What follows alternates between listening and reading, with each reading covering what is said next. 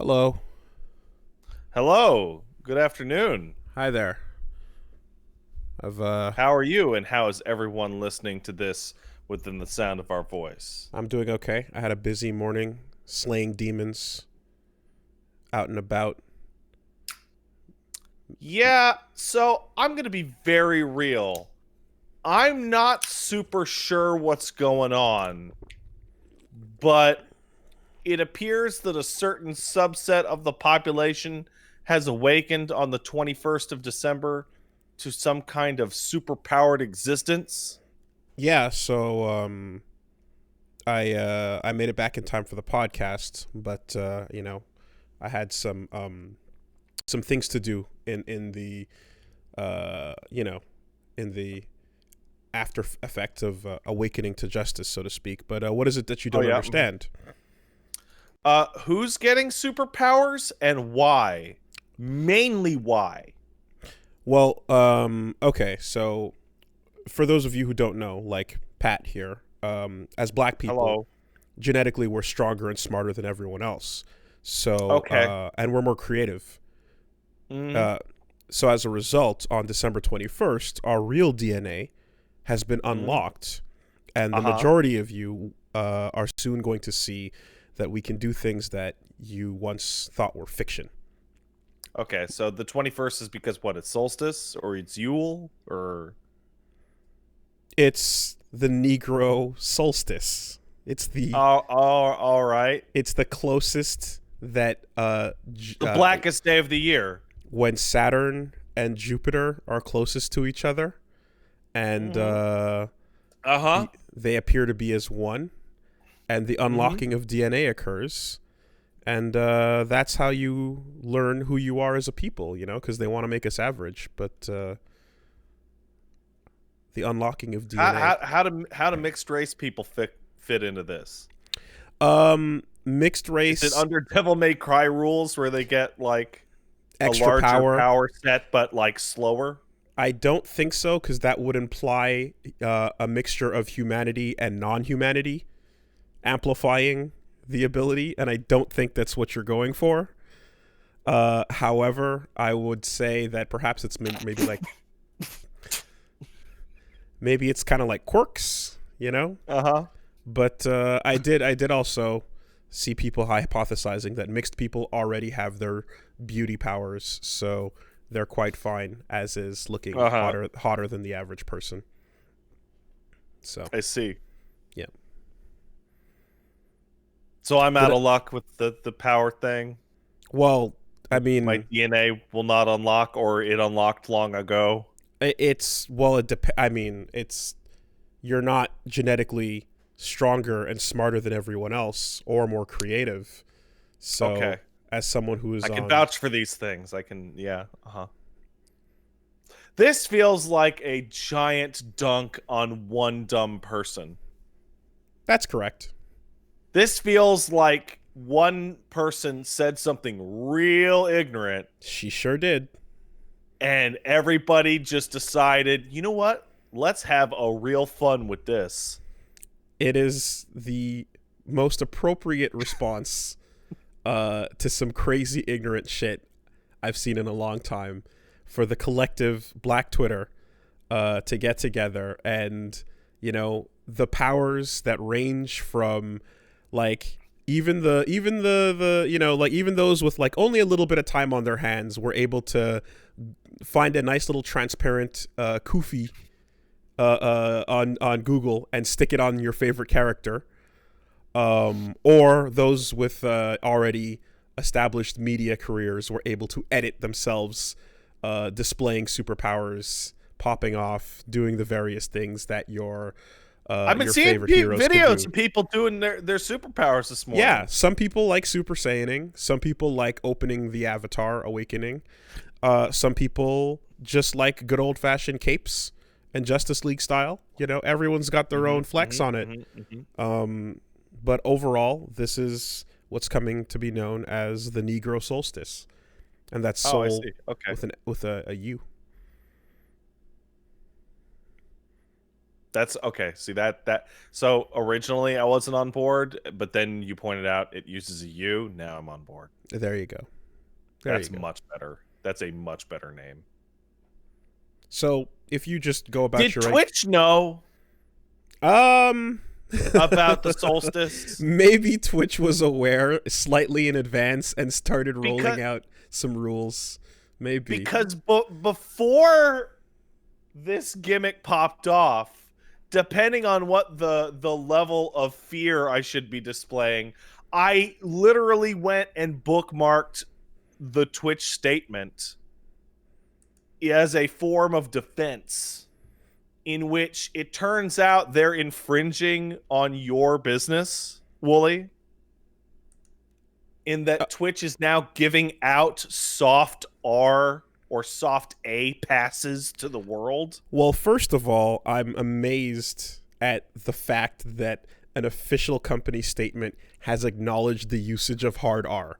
Is this the first time? That is, I think, probably the first time a distinction has been made officially on a terms of service, and that is incredible. Secondly, yeah, it literally has the phrase "use with a hard R."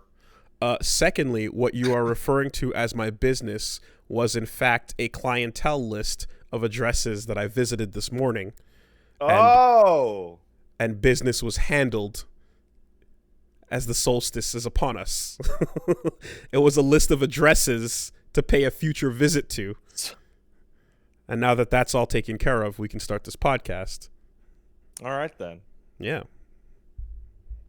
Well, Wally, last week we had a real fun podcast at the expense of one particular developer, that is CD Projekt Red.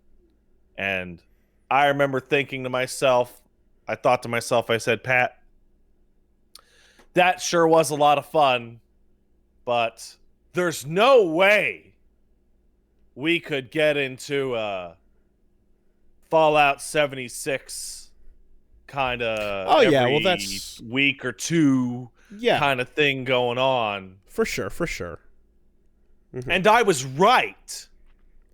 Because where Fallout 76 unfolded over the course of a, what was it, 6-month period? Drip feed. Trickle every We're week. getting literally 10 news stories a week. Oh, by the way, just before we are, and just before we completely move on, I would just like to thank that said crazy person on Twitter for giving me an excuse to hit the children up with karas.mp4 because good one. The children don't know about Karas. People don't know about karas.mp4 and Tatsunoko. Yeah, they had to be hit with it. You know, every once in a while you're like, what am I? Oh, so there you go. I'd like to, before we talk about Cyberpunk, I'd like to ask my correspondent, Zangief the dog, what he thought of Cyberpunk news this weekend. Zangief, if you have anything to say about Cyberpunk, could you please speak?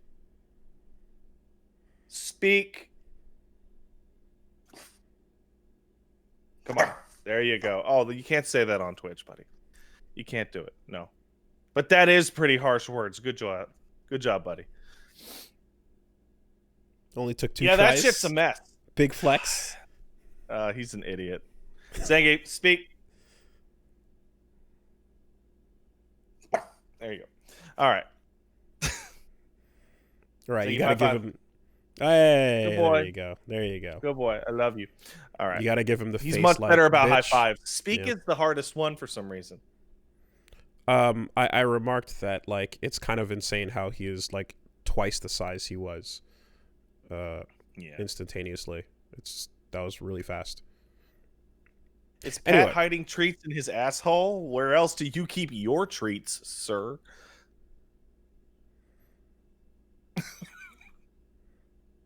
I feel like I've seen you do the exact same tricks for reasons. Oh yeah, you do them over and over and over and over, and they lock in. So, yeah, I suppose then, you know, that's... Oh, I misunderstood what you meant. Oh, I do a high five for a reason. So I suppose that that is going to be the tsunami this week for sure, and there is much ado about Cyberpunk. But before that, weeks. Hey man, I beat Yakuza like a dragon. Lad. That game's fucking incredible.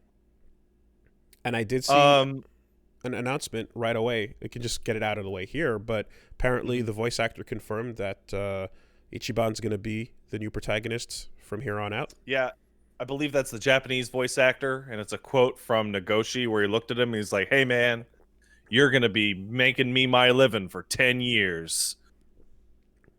It's like, okay, well, good.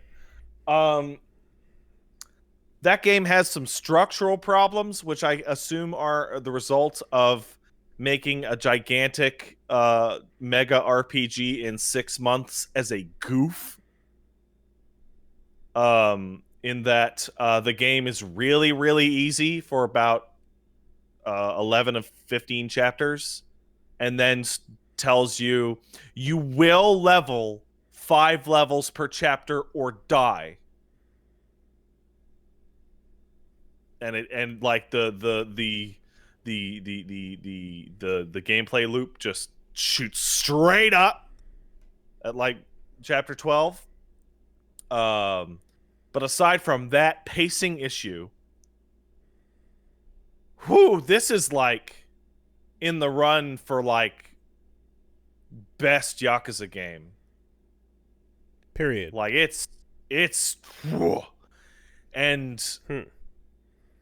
and has what may be the second dumbest twist in Yakuza history, which you're not super familiar with the games.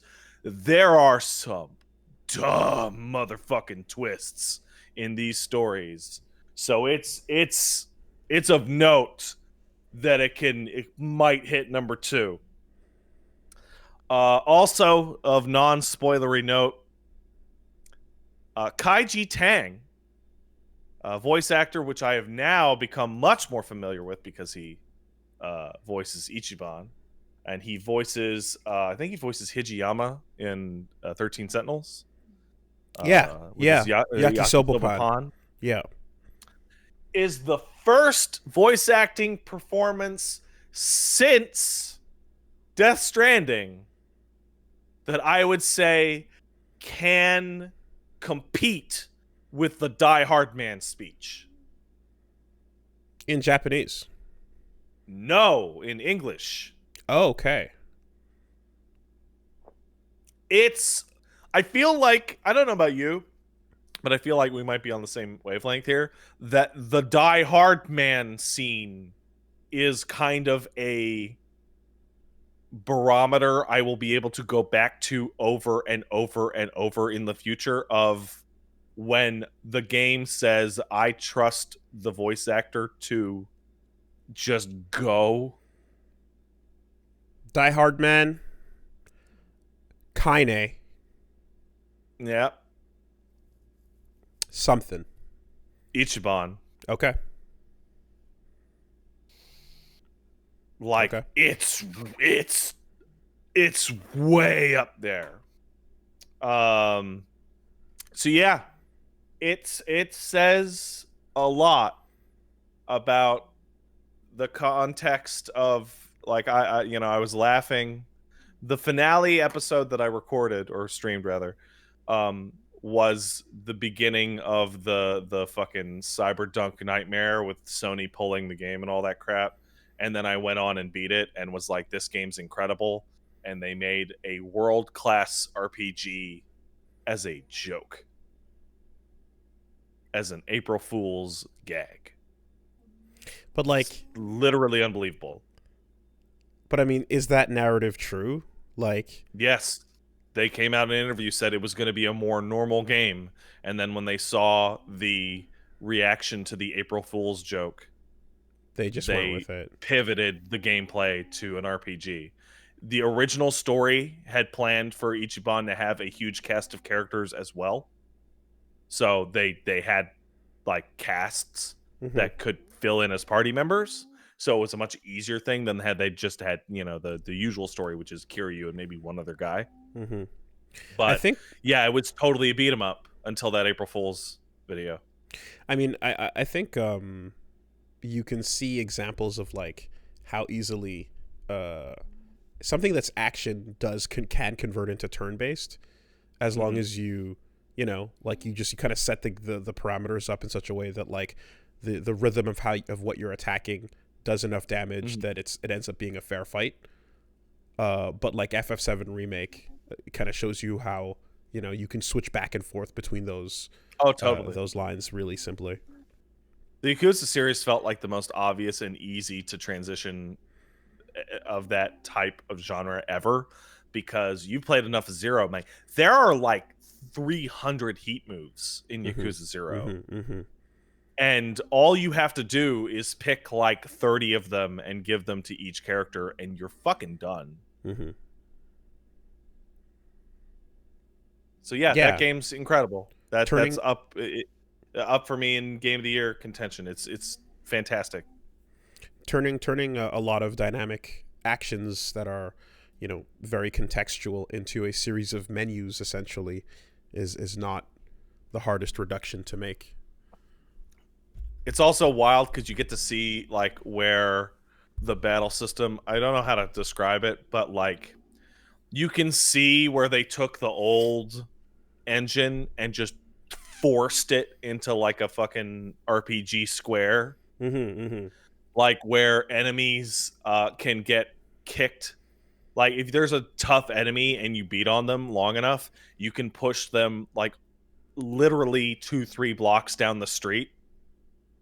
But your party will always run back to the start of the battle arena, so you end up like running like for 30 seconds to get to them, and then you hit a max limit, and then the enemy will just teleport back towards your characters. But you're not actually like walking around during the fight, are you? No, your characters are all automatically just You're shuffling locked back into and forth. your RPG spot. Yeah. Okay. Yeah. Yeah. It's really cool. It's just neat. Okay. And now that Now, I'm playing Dragon Quest 11, yeah, they clearly, to like speed up the process of how do we make a really good RPG, is they just took every idea they could from Dragon Quest. mm-hmm. Now, I don't think it's gonna happen. What with only a couple days left on the clock, but I do want to let you know that 13 Sentinels is a fucking solid game of the year contender. Oh, I agree. Even though I dropped off of it because I feel like I want to just sit down and play through the whole rest of the game uninterrupted, which I might Mm-hmm. do this week, honestly. It was very obviously a game of the year contender. We are in the eye of the storm right now, and just nothing but quality the whole way through. Isn't it great when you're like, man, this is totally a GOTY contender, man? And then you mention that to somebody and they go, what game is that? Is that anime game? And you're like, I'm going to die. I'm just going to die in my heart now. Thank you. I fortunately haven't experienced that, but I also haven't really been talking to people. You will. I mean, experience it. I think people might remember. Like, I remember when I was in the offices back in the day, and Vanillaware stuff was coming out. So Odin Sphere dropped, and then like there was a group of us that were like just wouldn't shut up about it, talking about like how beautiful it was, and people would see our wallpapers and just be like, "Oh, what the hell is that? Whoa, that looks really pretty." It's fucking Odin Sphere. Yeah, and then I think like we kind of recruited some people to being aware of what Vanillaware is, from that point, and then later around the time like Muramasa was coming out, it was like, oh yeah, cool, like those people are back, So it it's still a very under the radar release, because I don't think Vanillaware releases will ever not be, because they're Atlas games, right? They land Well, in that it is in a de that facto space. niche, right? It's a visual novel, for fuck's Yeah, sake. yeah, visual novels, RPG, or RTS Japan rather. robots. Yeah, so it's gonna fall into that, but I still think that, like, I don't know, it's it's it's one of those things that, like, but that I think you can recommend to people outside of the demographic and still grab them. It's Do you like sci-fi stories? Is the only qualifier I would ask someone. in the same 'Cause- way that, like, something like Stranger Things could appeal to people that are not necessarily fans of the references in Stranger Things. Mhm. I think 13 Sentinels can be that, you know. Yeah. Although Yeah, the combat would get a little bit complicated, I think, totally. to someone who was unfamiliar, but still a fantastic It, journey. yeah, I would say that if you do not like a sci-fi plot, that 13 Sentinels might be concentrated arsenic for your brain. Uh, because I can't think of a game that has a more sci-fi plot Yes, this is true. ever, literally ever. And But I played VLR and fucking Deus Ex, and mhm, that shit ain't sci-fi for shit mhm. compared to fucking 13 Yeah, Sentinels. no, 13 Sentinels is literally running down a checklist of every major sci-fi film or work and seeing how many references it can get. But I think, like, when it comes to the ridiculous twists and turns of the plot that happen overwhelmingly often, I learned a lesson from the popularity of Lost, in that it's like, no, surprisingly, people are down for that kind of headfuckery. It's Mm-hmm. not just full on Lynch. It's like a series of nonsensical drops that are basically just, meant for you to, like, come back again next week. But in this case, they actually go somewhere. You know, that thing actually works on large audiences, and before Lost, I wouldn't have thought it would have. But anyway, that's a Yeah, I guess detour you're from right. what you were saying. Yeah, yeah. I mean, yeah, Yakuza's great. It's it's gonna be great. I can easily see the future of that series having I fucking Tak and Ichiban as two playable characters in either alternating games or the RPG side of the game versus the action side of the game. Judgment Guy. Why can't it? I can't remember his fucking full name. Whatever. Judge Eyes. He's got the Judge eyes. Eyes Man. And when you walk by him, he does that cool face where he stares at you and tracks you down. Yeah. Why can't I remember his goddamn Yagami? name? Yagami. Okay. Yeah, it's because his buddy always calls him Tak, and I'm like, oh. Cool. Yeah, incredible. Okay. That it? I also played Dragon Quest XI, a ton of it. That's an old school ass RPG that is very high quality. Very high quality RPG that is old, but also new. How's Toriyama's character designs doing? Laughable. Yeah? Like it's charming, but like the plot is spoiled by the designs. Like there are two knights in the game that are chasing you, and I can tell which one is the evil one and which one is not the evil one based off of their eye shape, Okay. because one has the villain look and the Is other it has the like the Vegeta look. Yeah, I was gonna say, And like, it's like, is it like the childhood photo of Orochimaru hanging yeah, out with something like that. Jiraiya and Tsunade, and you're just like, yeah, that kid, totally fine, totally normal. That kid's and gonna it's be. like, I'm looking at these arts, and it's like, it's very high quality and it's very charming, but at the same time, it's like, I feel like Toriyama at this point in his career is literally just playing Mr. Potato Head with 95% of characters. At a certain point, it does kind of become that, to the point where I wouldn't be surprised if, like, random NPCs were not designed by him, but were designed by people that have a collection of his features. Oh yeah, you swap their head, their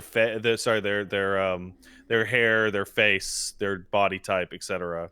So Gabe from Penny Arcade showed off some of his behind the scenes stuff, and I remember one time he pulled up a collection of, these are my Gabe mouths, these are my Tycho eyes, and my Tycho face shapes, and like, you do actually have like some simplified, recognizable, and limited shapes that you just kind of can build a whole thing out of, you know? So if they had people with like a Toriyama set of layers to kind of slide together in Photoshop, they could build some NPCs.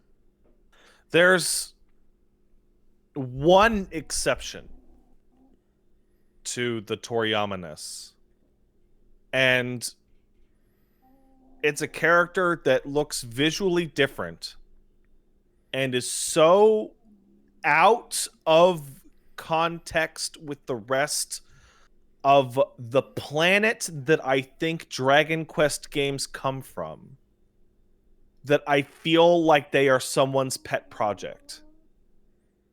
And it's Sylvando. Yeah, I'm looking a character you may have heard of. Looking at a picture. Sylvando feels like he is from a fucking different universe. This looks like a character from Skyward Sword. Yeah. Sylvando. Yeah. 100%. You know how RPG characters can occasionally steal the show from the main cast? Mm-hmm. Like, you know, everybody's got their favorites in FF7, but that's a nice all-star cast. But then you get a lot of other RPGs in which there's like the cool character. Mm-hmm. And it's like, well, you're going to build your party around the cool character. Mm-hmm. Sylvando is so much better than every other character in every role in DQ11 that it becomes the whatever, shut up, what's Sylvando doing? Nice. Show. And for a old school series like Dragon Quest, that is scored by an 88-year-old evil bad war denier man, I did not expect a character like Sylvando in that game, because Sylvando might be the first party member in a Japanese game that is the strongest party member while also being a flaming queen. Mm-hmm. He calls every party member darling. He's like half a step away from calling you hun. He is aggressively flaming, and he is the best. He's killing it. There really is, like, I'm thinking of a lot of RPGs where, like, you've got like a party member that's just like, well, you're gonna be on the team for the whole game, and it doesn't matter what else is going on, just because you're the cool one. He's the cool one. He's the cool one. Yeah, yeah. He'll man up his voice, like deepen it from his usual cadence, is usually a like kind of queenie cadence to like make fun of the more macho dickhead members of the game story. Yeah. And then go right back to like the higher pitched, like darling, like kind of tone. And I've played a lot of Japanese games and a lot of Japanese RPGs in which the instant I see a character like Sylvando, I get the pit in my stomach, which is the, oh fuck, I hope it's not that guy from Enchant Arms again. Or, oh man, I hope it's not those Persona dudes. Right? But no. Oh, like over the top character is parody. Yeah, parody. Basically, homosexuality as parody. Right.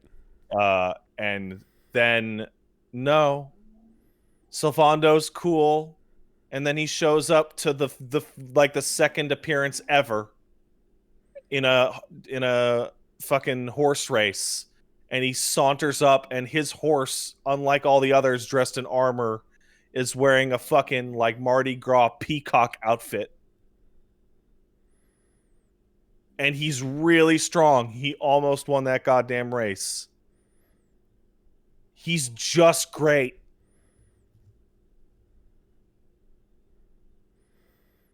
Who else would you put in the, like, your party member job is the cool one?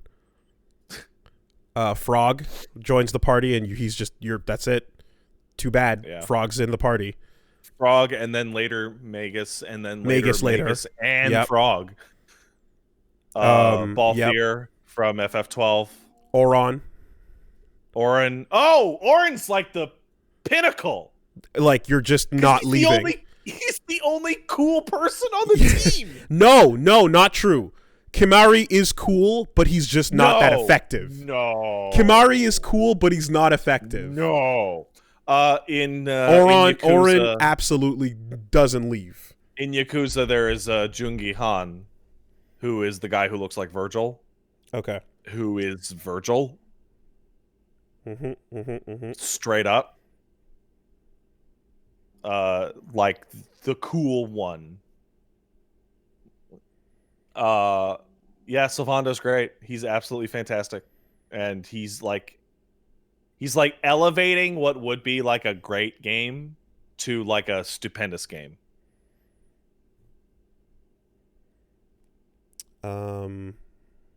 Where when I saw him, I was worried he was gonna elevate a great game into embarrassment. Okay. Like, you know, like the fucking like, man, I sure do love Star Ocean. Yeah. What's that, Limmel? You want nappy time? Excuse me while I have to burn memories of this entire franchise from my soul. HK-47. Definitely. Seth from Lost Odyssey. 100%. I kind of think the whole party in Skies of Arcadia is awesome. I don't know anything about the Skies of Arcadia. They're all pirates. It's great. Yeah, that sounds nice. Yeah. They show up in Valkyria Chronicles. They're cool. They're doing it. Yeah, man. No, there's Rex. There's always the one, you know. Yeah. And yes, of course, who would we be if we didn't mention Gino of Gino World fame? Oh man, you hit the Gino World just right, dude. That does like 10,000 damage. How many damage does it do? How many nines? 9,999. It does 4 nines. Holy fuck! That's not even true. Why are you lying? Why are you lying in the back of Mrs. Smith's math class? Why are you lying about the damage? I've never seen the game count that high. You're lying. Gino can't do that much. Gino's such a fucking stupid idiot. Also, give me back my homework. Stop copying it. I'm glad you're all upset. I'm gonna get in trouble. But we're kind of jumping the gun on this. No, I think Gino's cool. I'm not a Gino hater at all. I played that game relatively recently, and I feel no love for Gino. He was the unexpected random new character that showed up and hung out with the Mario party, but he was like not a Mario character or a marshmallow. Gino's so cool. No one in that game is cool. I don't think the word cool is a word I would use to describe literally anything in Super Mario RPG. Gino ends up being like the cool one by default because you've got Mario characters and you've got Mallow, as your choices. Oh. So you're pretty much gonna, you're like, oh well, here's the cool one, but he's the guy. He's there, But he's cool. I do like Gino. But yeah, that's pretty much my week. I played Yakuza Like a Dragon. I played Dragon Quest. Oh, I got into the Back 4 Blood alpha. What's that? It's Left 4 Dead 3. Made by Turtle Rock. It's just literally Left 4 Dead 3, but it's called Back 4 Blood. It's an alpha now. And how's the Left 4 Dead formula doing? Has a ways to go. Yeah. Has that style of game not like gotten left behind by like major steps in the genre?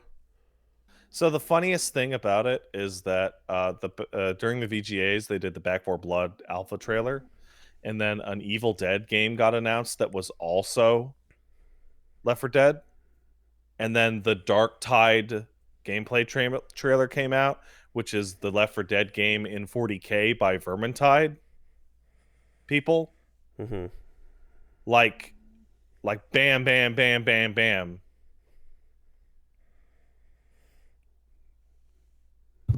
So if you like that genre, there will be many games of that genre in the nearest future.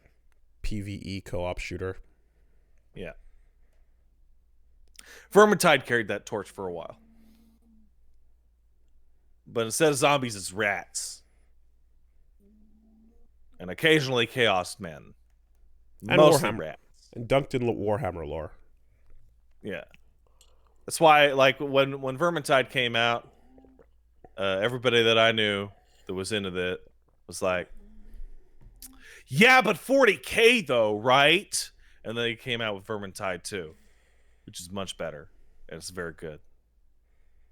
And then everybody was like, man, oh, they added chaos? Cool. But 40K though, right? And then they're going to come out with Dark Tide like next, and that's the 40K one though. Wait, so Space Marines shooting rats that have leveled up? No, Wooly, no. It's first of all, you can't play as a Space Marine in a game like that because the fuck? It would actually be terrible because Space Marines are too in canon like beefy. So Dark Tide's That's what I'm saying. Like what kind of rats? Oh no, they won't be rats. That's why it's called Dark Tide instead of Vermintide. Okay. It'd be Nurglites. Is that the word? Undead. That'd be a bunch of chaos freakazoids and Zombos. Tyranids probably. Yeah. Okay. Sure. You could do that. But yeah, that's been my week, man. Okay. Watched a lot of documentaries about dangerous roads. Turns out driving sucks ass if the street is under 3 or 4 feet of water. Yes. If the water is at the bottom of your door, you're going to have a bad time. Yeah. Car was not made to do that. You got to get one of those. I'm not a driver, man. I don't know how much water is bad water. You got to get one of those Steve Austin boat trucks that can just convert. Yeah, I don't have to do I had a week. A couple Yeah, things. tell me about your week, Wooly. So first and foremost, the Guilty Gear lore Heaven or Hell episode 2 has dropped. It is now available. You can go watch it if you're following along. This picks up right after the end of the first video, so this is the story of Guilty Gear X. Basically, the introduction of Dizzy and everything about the immediate post-Crusade era. Happy that's finally done and out there. Boy, you know, the intensity of the editing is no joke here. But yeah, I do want to cover the whole story. So, you know, I didn't intend for it to be 2 months apart from the first one, but shit takes time. It's a lot of verification. There's a lot of info out there that's either A, untranslated, or B, incorrect. Excuse me. And C, everything goes through the ArcSys, like, you know, machine and makes it up to the desk. And the man himself has got to read it, verify that it's okay, and then come back with some changes. And all of that has to go through a translation process. So, yeah, the hope is to get these out faster. But if you haven't seen it already, check out the latest episode of Heaven or Hell, Guilty Gear. And if lore. you didn't think Guilty Gear was convoluted and stupid before, I'm making sense of the nonsense as best as I can. You know, I literally clicked a random part of that video and saw Testament kneeling at Cliff's grave. yeah. And you said his father, Cliff Underson. And I exclaimed, fuck off. That's bullshit. It's super and then real. Closed it. I didn't know that. Extraordinarily real, and major, in his character arc, which sadly doesn't really go anywhere after these first two games, but he did have a pretty solid one, you know. Yeah. That explains the scythe choice, actually. His name was given to him because he was intended to be the one who would bear witness to Cliff's deeds and his last will and testament, essentially.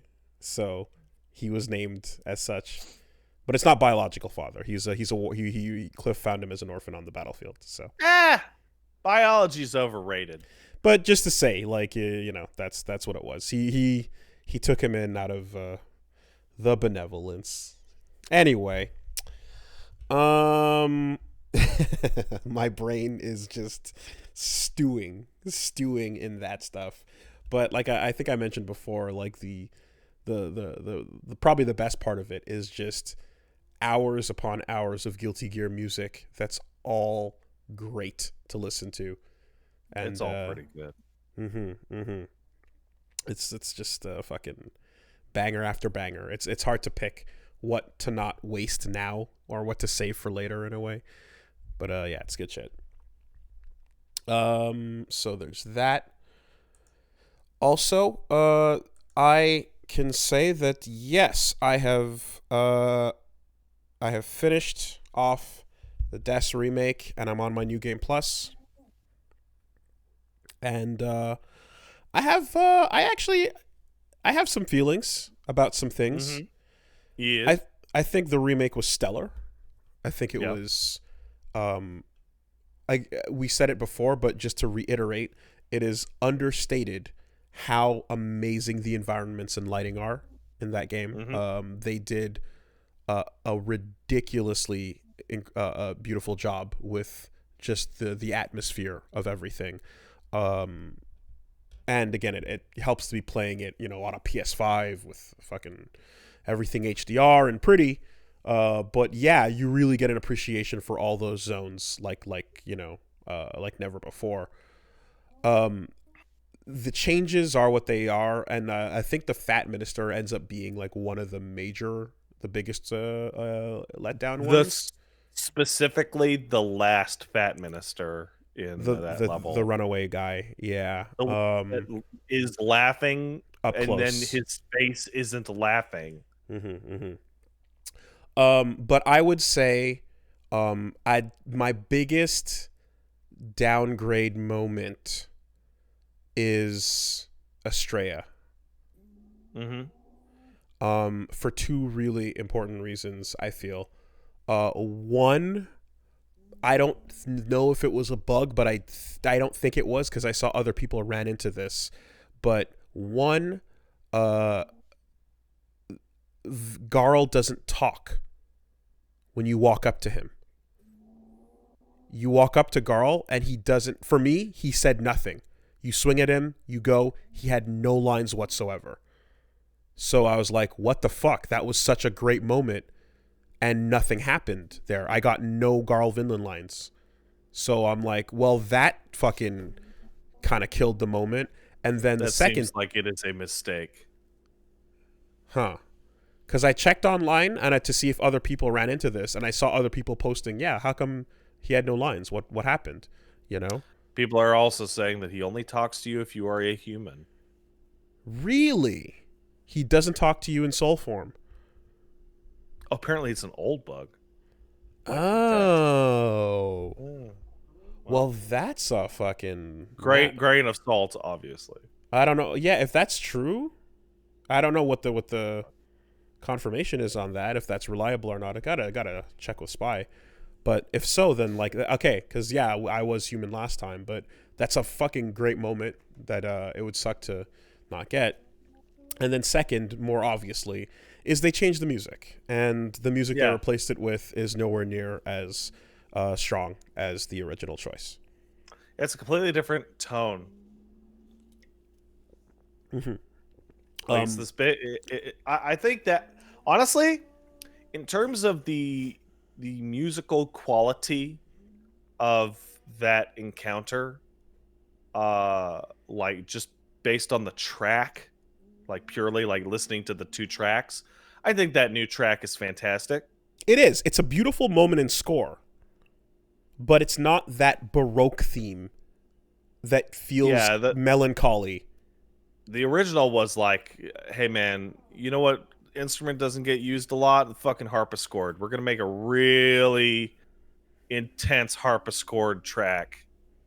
Whereas the new one is a lot more orchestrated with a lot more music, and the harpsichord is kind of kicked to the back.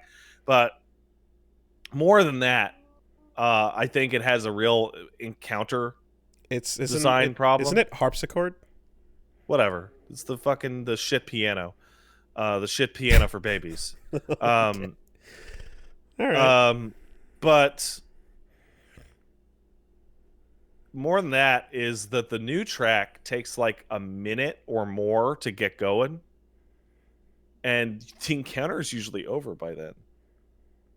Like it might be. Depends on how good like you can handle. The original track, like Garl. You got with the meat of it within 2 seconds, like right walking in. Yeah. Garl, the easiest way to deal with Garl is to just parry him or run past him. Mm-hmm. And like I barely got to hear the track at all. Yeah, I'm thinking about like, first encounter moments with that, and yeah, the replacement track just doesn't cut it. I also didn't like the you know how the Nexus track changes too once you are like able to access the end game. That new track as well wasn't as good. So, but that was not as major, but like I feel like those two things really affected the Estrella fight. Mm-hmm. But it's not going to be perfect. But if I had to make a separate complaint, and this is across the entire soundtrack, Demon Souls had a really unique sound because it used so much brass, which has been downplayed in all the new tracks. Like Demon Souls is probably the only The original Demon Souls is probably the only game soundtrack I could ever think of where I'm sitting there going, is that a fucking tuba for this boss track? Are they actually using a fucking tuba? And that tone is definitely not present in the new tracks. Adjudicator? I don't remember them well enough. I feel as if... I do remember a lot of burr, burr, burr, you know. I feel as if... horns. Yeah, no, like, original got so much right for it being, like, you know, a brand new, like, game structure idea. And so much in terms of tone was nailed outright. For all the, you know, but like for everything that like those moments kind of lose there, the entire prison into you know, tower up to the monk. Oh yeah, is the best level transition in history is now even more the best. That whole zone is magical. Like I'm of the belief they never topped that level ever in any game they ever made. Because man, it's perfect. Latria, it's kind of like there's so many moments too where you just stop to like, you know, go to camera mode and just look around at like the floating everything. It's just gorgeous. It's fucking gorgeous. Really, really, you know, felt the improvement in that level more than any.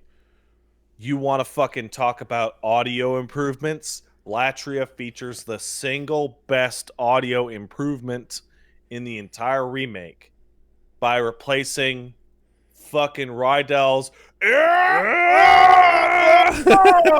every fucking 10 seconds.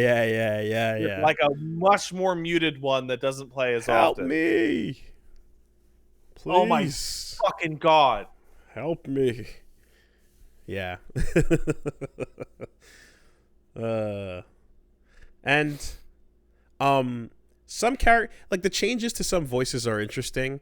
Like I feel like some people, like it's weird, like Ostrava got less douchey, right? Original Ostrava sounded more stuck up princely, and new Ostrava is more humble, which I think it depends on. I like it. I like new Ostrava more because of that humility, but some might say that, well, he's supposed to be a prince though, so it would make more sense that he is kind of spoiled. I take both. I understand arguments. I understand either one, but like personally, I like new Ostrava because I like the character, so I prefer. I like the humble image of him kind of like throwing himself hopelessly against this lost cause, you know. So I feel very strongly about this topic because what they did is they went and got every voice actor they could and re-recorded all the audio. So most of the time, with a few exceptions, it's the same actors rereading the same lines 11 years later, or maybe 10 years later.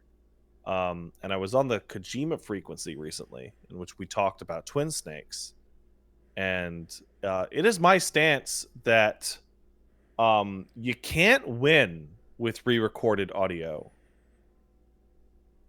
because it'll never be the same. Because it's nostalgia points, and it's very rarely so much better that you're gonna offset the fact that it's not the same. Like Twin Snakes as a great example. Like even without the mailing part of the conversation, people were angry about the rereads as a whole. I don't like almost any of Ocelot's rereads. I know don't like them.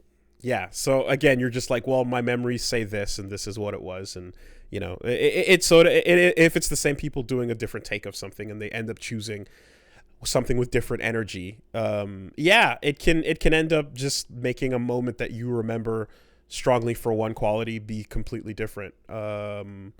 You can't you can't win. But if the quality of what you originally recorded is not usable in a modern context, Yeah, it's like 96 kps or whatever. You have no fucking choice. Yeah.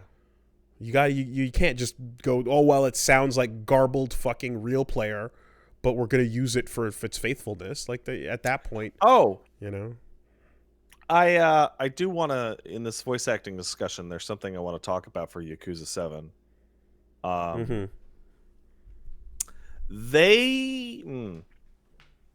If you are a fan of the Yakuza series, or don't care about the Yakuza series and can just look it up, if you ever doubted the power of the voice director and the way that lines are being recorded to fit into cutscenes, you can check out, there are a couple characters in Yakuza 7 that are from Yakuza 1 that got their dub actors back from Yakuza 1.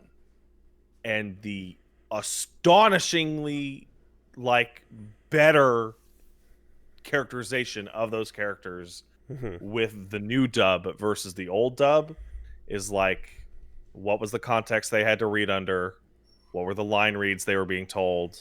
The Yakuza 1 had a very bizarre situation where they're all told to read the lines sequentially or some shit like that. Was the director a native speaker, and were they choosing their line choices based on an understanding of intonation or not? Yeah. And what's interesting is that there were very few characters there were very few voice actors that were interested at all at coming back from all that time ago.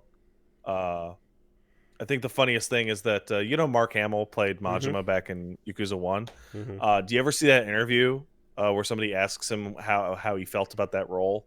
It was from 3-4 years ago. He's like, who? What? Yakuza? What game? 2005? I don't know, man. Like that shit is gone. Yeah. Okay. That's about right. Well, yeah, I think done so much fucking voice acting. I still think that lady behind the pillar in front of fucking holy man there. Saint whatever. Umbasa. Oh. The true believer. Yeah. Who's just fucking checking. Umbasa. She's just simping, just checking out. Oh, excuse me. Don't say that. Excuse me. Excuse me. That was a unintended. You mean she was giving her tier 3 subs to Saint Urbain? That's correct. Saint Urbain. Yes. Umbasa. Hey, was there not clarification that mere usage in common context is not an issue? It's for people that are harassing and have been given multiple more warnings. Well, we'll have to get to that later, won't we? Yeah. I've been informed that apparently it's not for common parlance as much as it is for abusive usage. So yeah, well, they also say you get permits for nudity, and that's obviously not accurate as well. Okay, but I mean, either way, it doesn't hurt to fucking dodge it. But shit like that is gonna happen. I'm sorry. It be how it is. Anyway, so her reads are still fantastic. She's always been incredibly thirsty, and I like those lines. And Stockpile Thomas changes for the better as well, in my opinion. Yeah, I agree. He was a little too fucking grime in a weird way in the old one, and now he's just kind of this sad sap. And you're just he should be a sad sap. Yeah. So, but yeah, overall, fucking just great good ass fucking remake. The area below is gorgeous. I wish I could untether the camera more and really just take it for a walk. I wouldn't be surprised. I imagine there's a bunch of really good reasons why you can't.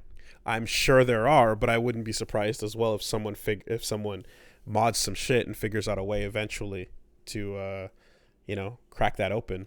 But it seems like right now they give you a sphere of a cage that you can slide the camera around in, and you can get some pretty good shots of the environments from that. But the ability to pull back out and kind of see like the old one and get a look at those fucking non-moving birds in all their glory would be wonderful, because they don't fucking animate, and they still don't.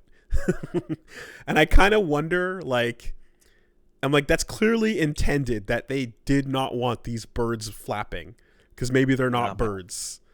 But boy, does it look weird with all this up-resing and upscaling and remodeling to have these just seagulls stuck in wingspan, just sliding around with the body of the old one. And you're like, all right, sure, fine, no problem there.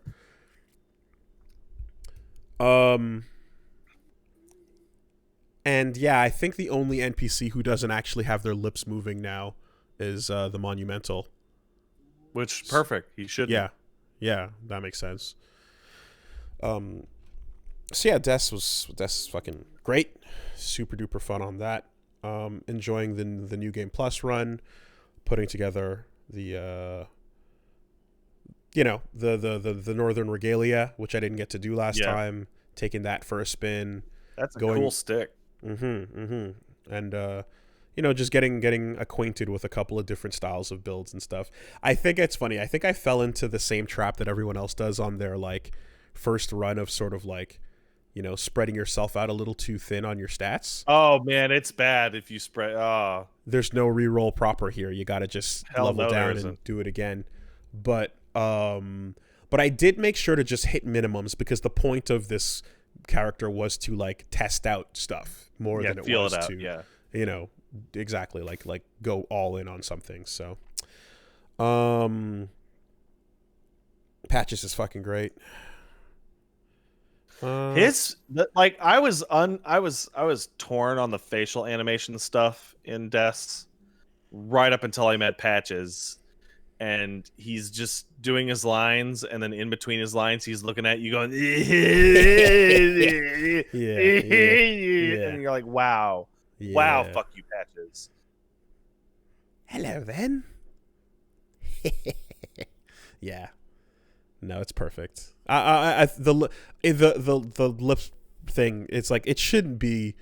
There shouldn't be any mixed feelings on it. It's stupid that it didn't exist to begin with, and it's good that it's here now.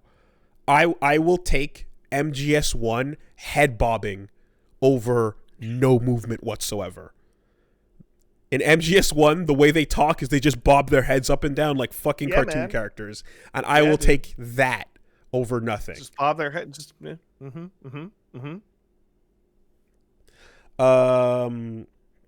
So that's Des, and then get into fighting games. Went back and took a look at fucking Bushido Blade 2. God, that game is still great. So much fun. Great. So pure, and there is nothing like playing it on the rooftop stage where there's no sidestepping. It's just horizontal stage play and spacing. It's just footsies and intention, and it's so fucking pure. Bushido Blade 2, rooftop stage only. All characters allowed. Pick your gun, man, and then do your best to fire before you get sprinted at and cut. That's easy, actually. Well, those characters are busted. Yeah, they are. But on that stage where you can only run straight back, you have to turn around and aim. And in that time, I'm on your ass with a swing. and anything counter hitting you while you're pulling your gun up is death. So is that a 21-foot rule? Specifically on that stage, I'll say any character is allowed. Yeah. As long as I can get within this many, whatever, the steps and 21 feet. 21 feet. 21 feet. The 21-foot rule thing ended up being like a horrible tragedy. Like you're familiar with the video I'm describing where a guy is in his backyard playing with swords and saying, "Oh man, gun guys think they can do this, but as you get within 21 feet, you can cut them." He's just jumping around like a dweeb. I forget what happened. He tripped and fell on his sword and like gouged one of his eyes out and maimed himself horribly. He's still around though. Well, I don't know. Well, he's alive, I assume. Yes. But I have not seen any videos since the news that running around and playing with swords in your backyard can lead to you know. He didn't trip and pierce a lung. No, he fell onto it. Yeah. Like sideways, like slat. Yeah. Hey, there's a reason why your mom tells you not to run with scissors. That's correct. Because she doesn't want you to have fun. Also, you lose concentration meter. That's true. Slowly walk with those scissors. Scare the shit out of the other kids at preschool. That is not real advice. Don't do that. Let it build. Bushido Blade 2 is incredible. Get into fighting games. We're going to be doing an episode on that. Yeah, just hold in your fucking safety scissors. Bury the light deep within. You're cutting out you're cutting out like a dinosaur on a piece of paper, and so you will feel the scissors power. Yeah, and then it's like you're going to recess, but your friend he forgot his shit, and you're looking at your safety scissors like, shall I entrust it to him?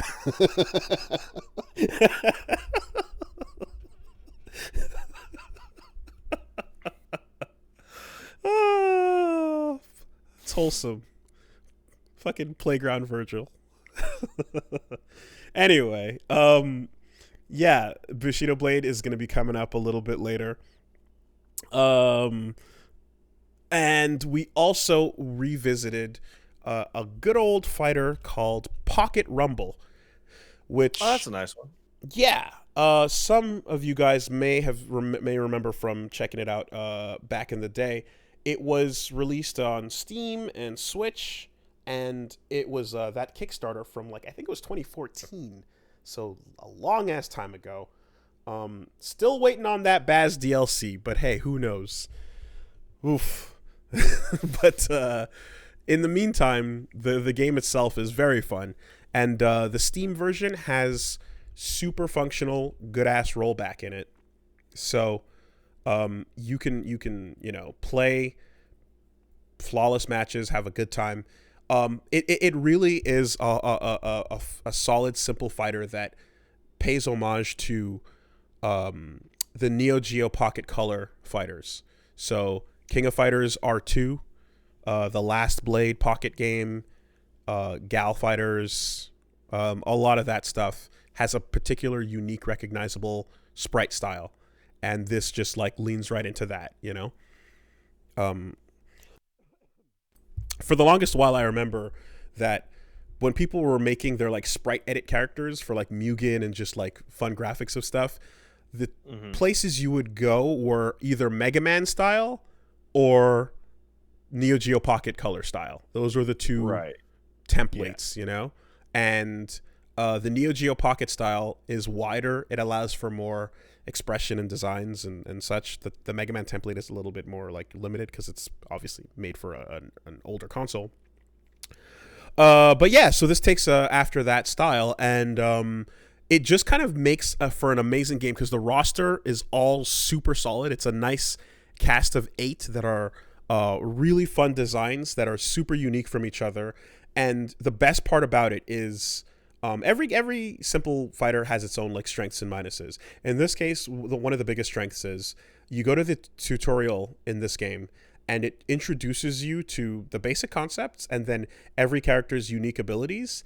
And it takes about 20 minutes tops to go through the entire roster's like moves and abilities so that you understand what everyone can do immediately.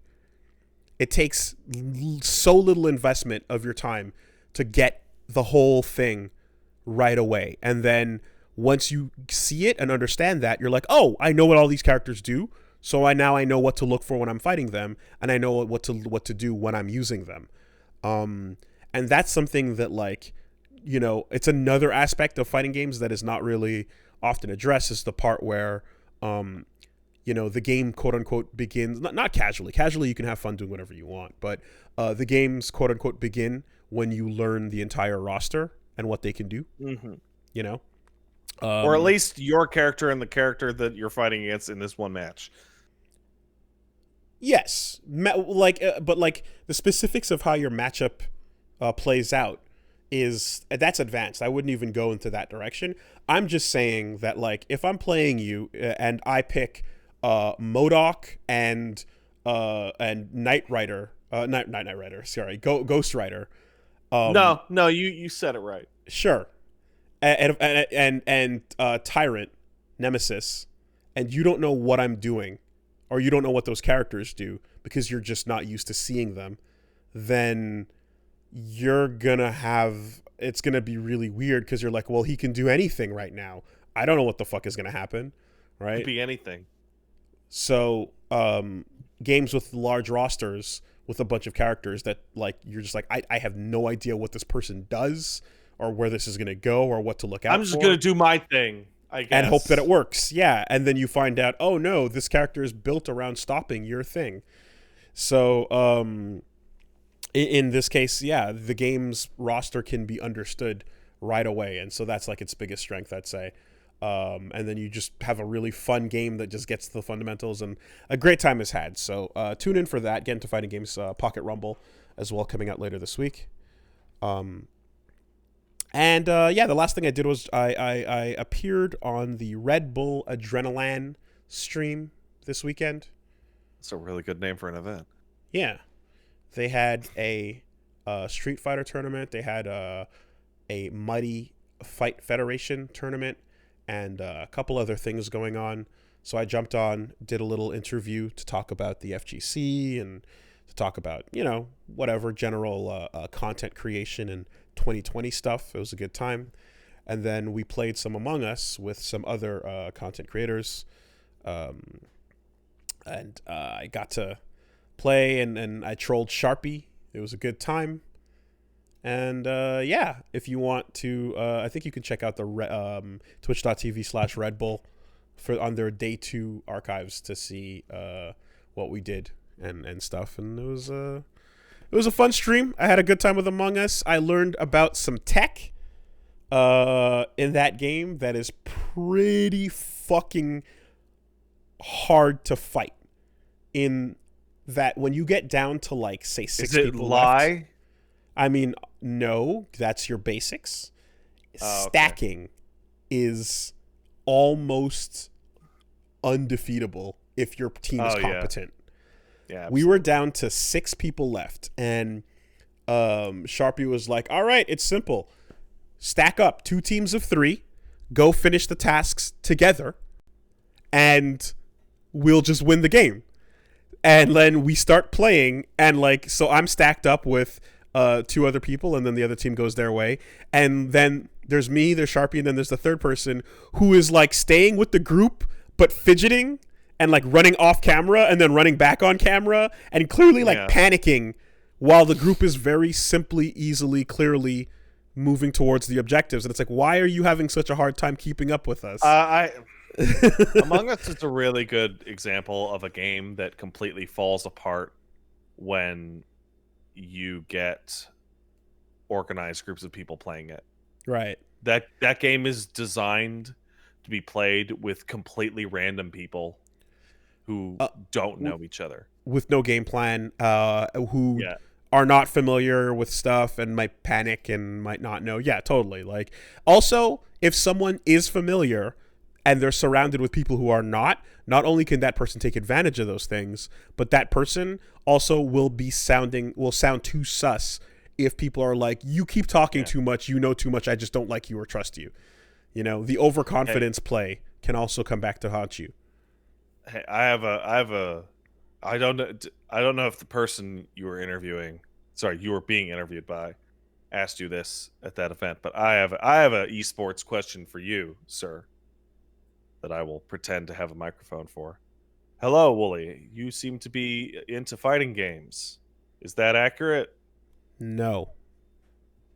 Oh, that's a shame. I hear fighting games are cool. You played Among Us earlier.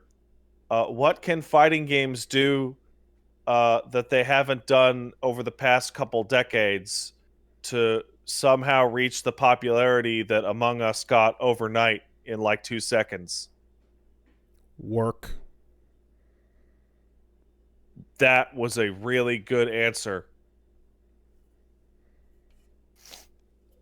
Thank you. So that was a good time, and shout out to Red Bull. That was fun. So tune into Wooly Versus this week. You're gonna see some 13 Sentinels continuing. Yakuza 0 is gonna continue, and of course, starting Tuesday, the 22nd, Reggie versus Demon Souls. It's going down. So your freshly super powered run of Demon Souls. Tune in to see a cherry boy pop his cherry on the Souls games and see how this is gonna go. I mean, I don't even know if the man is aware of like stamina and the concept of just not walking up to an enemy and swinging until you kill it. That's so, there's a lot of different possibilities here. There's a lot of different possibilities. It's possible. Mm-hmm. Now, Wooly, I hope this is not the case. I really hope it's not the case. As you're the coachy man in this situation. Mm-hmm. You're the co-pilot. It's possible that Reggie would be a natural, which is kind of a bummer in its own right. It's also possible that the man will have an ongoing, near debilitating lack of direction, which will necessitate constant left-right adjustments. A fate I would wish on no one. No one, you say. No one, you say.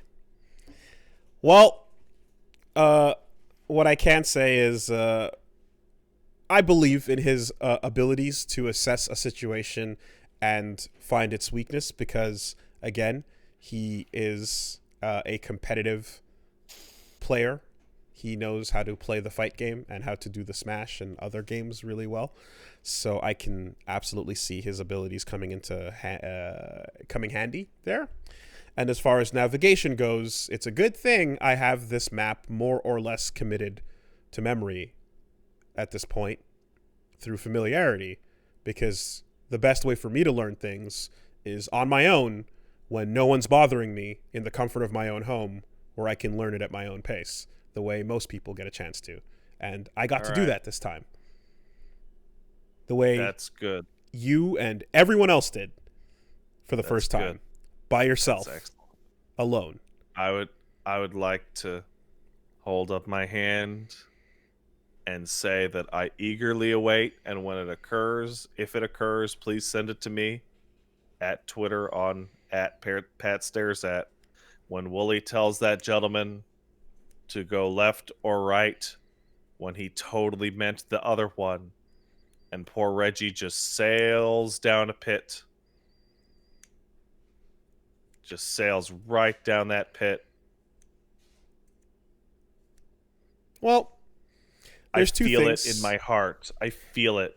I'm not promising I'm promising. I'm not promising an LP without foibles, but like I said, I think I'll do my best. And when it comes to the general direction game, I feel like I'll be able to, use things like clock indicators, whatever it takes for camera panning to help out as is. But I don't think left and right is going to be a problem, no. I think we're going to be fine. I want to... all right, good. I'm excited for you.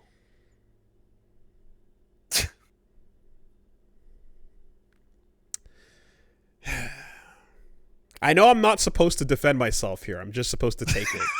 I know that. I'm aware of it. Defend what? What are you talking about? I wish don't you know all how to, the best. I don't know how to I don't know how to put down that, like, when I get to sit by myself and not have anyone or anything else happening that I need to think about, do, or say, I can pay my full attention to something and it makes a huge difference. Well, yeah, obviously. And it feels nice. And I just... Oh, yeah. Yeah. So it's just, that's, it's different. It's just different. And that's it. Hot seat's different for the first time. I too can totally hit that jump when no one is looking. I totally did it, gang. I did the 900.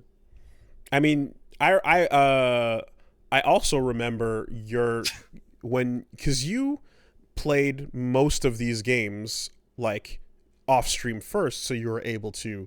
Like, oh yeah, totally. You knew what was going on. I think the only one DS3 DLC. I think maybe no DS3 was completely new for me. Okay.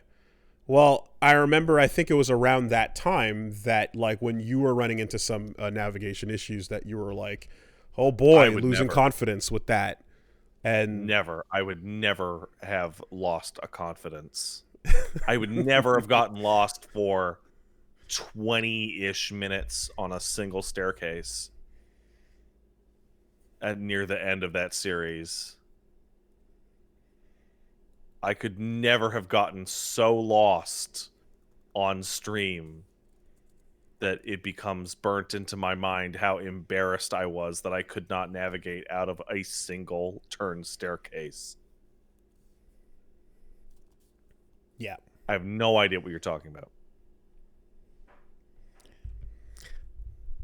It's all hilarious as long as everyone who laughs understands that were they in the hot seat, we would all be laughing at their stupid shit too.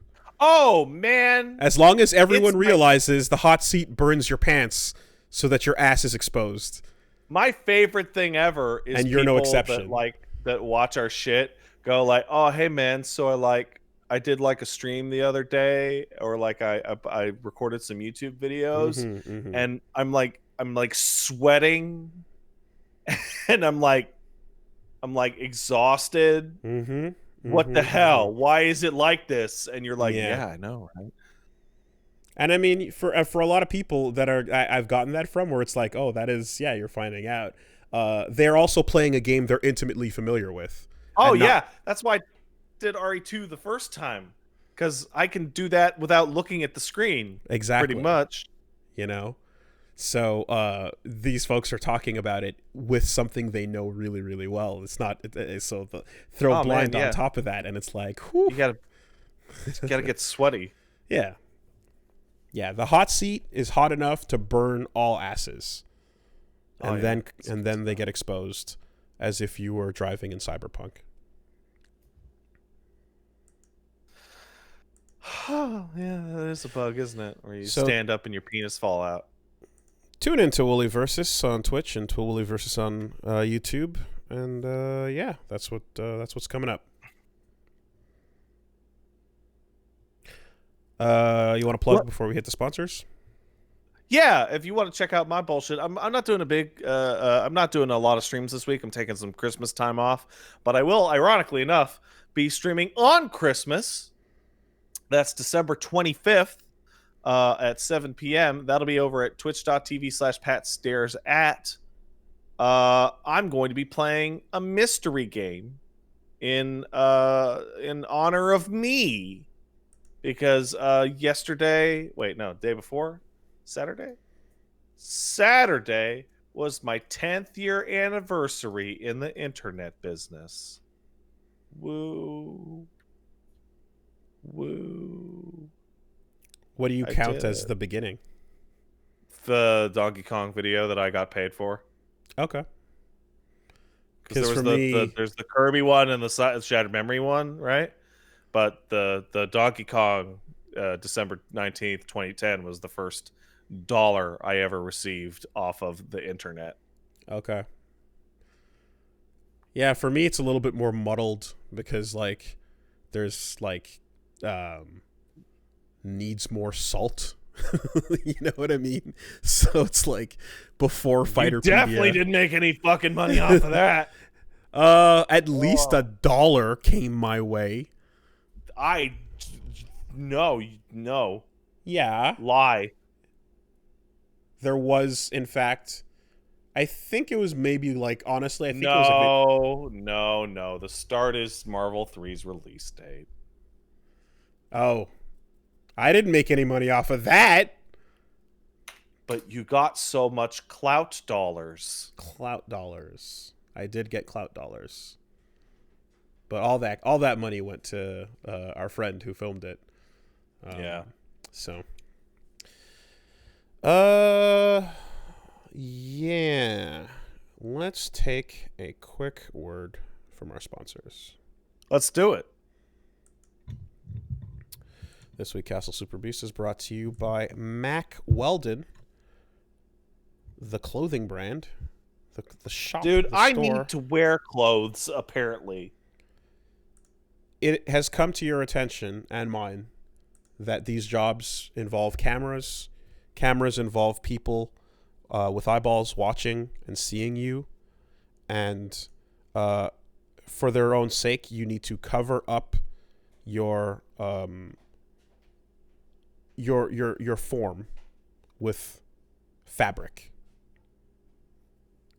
I would say the social that, contract we all entered into, and in some cases, a literal contract. Yep. None of us are tuning in here to see the King Allant true form that is that body or this one on stream in glorious 4K. So let's get some fabric to cover this up, shall we? And what better place to turn to than Mac Weldon, your premium men's essential brand. They got smart designs, quality fabrics, one-stop shop for your socks, shirts, hoodies, underwear, polos, shorts, whatever you need. They got you covered. Comfortable, versatile, and overall just really stylish. I was wearing a good old pair of Mac Weldon pants this weekend, enjoying the fact that, you know, they got the pockets. They were nice. They felt good. They looked. They're basically like sweatpants, but they don't look like sweatpants. They come across like dress pants. So I kind of appreciate that, like the comfort of giving up without the appearance of giving up. That's appreciated. I like that. Yeah, that is not to be underestimated, and that is what I was rocking. And of course, they got, like I said, all the other comfortable underwear and socks and air knit, dry knit, warm knit, all kinds of different customized fabrics for you to check out. So, yeah, you can win the gift giving season and get 20% off your first order by visiting macweldon.com/superbeast and enter promo code superbeast.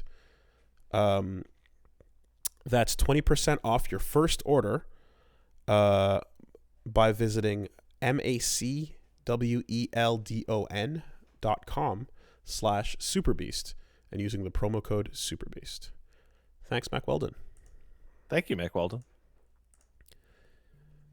The podcast is also sponsored by Babbel. Oh, hey, Babbel. Or Babel.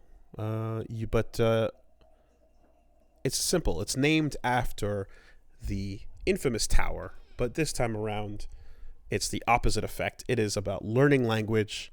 It is about helping you improve in whatever language you want to learn with effective tips and tools and lessons that are designed to help you get real words and phrases that you're going to use on a regular basis with conversations, with daily 10 to 15 minutes lessons that of your time.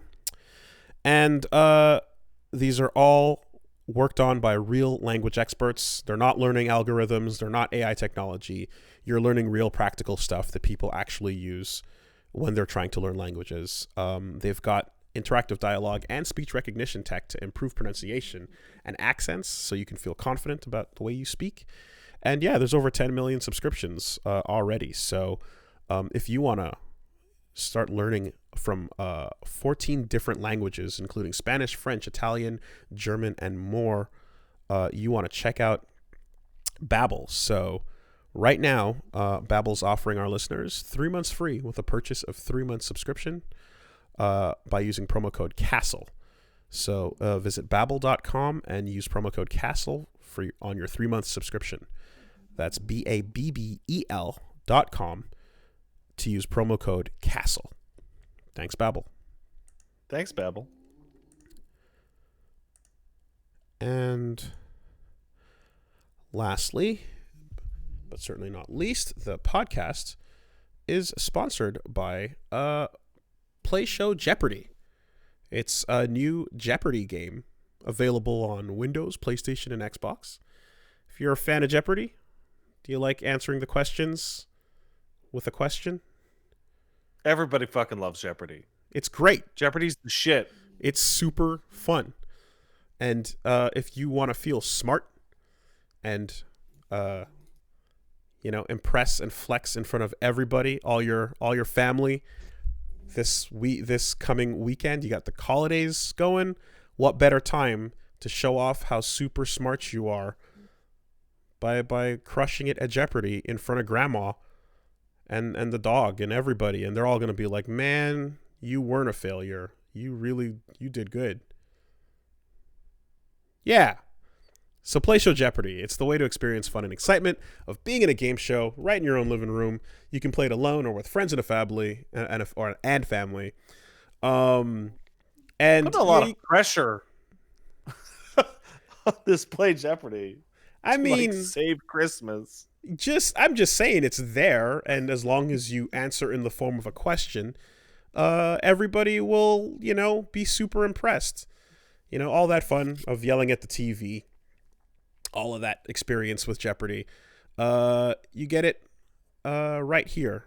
So discover the endless world of knowledge right from your couch. The game combines your console and mobile device so you can buzz in and speak your answers just like you're on the show.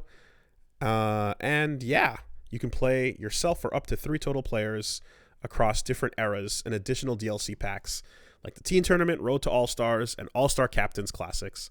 And in fact, the game is 20% off on PlayStation from December 22nd to January 19th, and on Xbox from December 29th to January 4th. So go to playshowtv.com to start playing your own Jeopardy show. To start playing Play Show Jeopardy now. That's playshowtv.com for Play Show Jeopardy. Thanks, Play Show Jeopardy. Thank you, Play Show Jeopardy. Okay, so you got a list. Here's the order of the list that it's in. Uh-huh. This was the list in order of timeline for everyone's favorite game. Tupac, Biggie, Nas, Corrupt, Eminem. How you doing this? All right, we're gonna be going down this in order of mental release.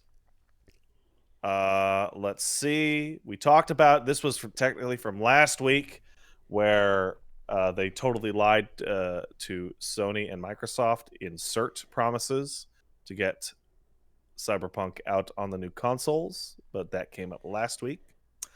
So, if it was my list, I would have said Kendrick, guys. That was quoting Eminem. Go ahead. The very first thing that occurred with our good friends over at GOG.com, the distribution service owned by CD Projekt, was that Red Candles announced that finally the pulled horror game Devotion was going to be released on a major distribution platform, and that Devotion was finally coming to GOG.com after being pulled from Steam earlier in the year due to a controversy over a Winnie the Pooh joke making fun of China's head of state. They announced this, and then 4 hours later, GOG.com came out with the statement.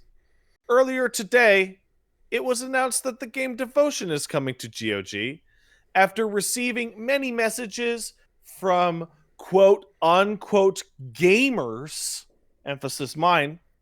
We have decided to not list the game in our store. Oh, Christopher Robin. Which led to a bunch of indie devs like pulling their games off the service or not going to that service in the future. There's no honey to be found in this pot on GOG. Not a single one. Capital W the Pooh gamers. Not all right.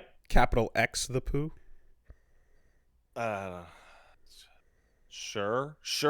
I don't. Yeah.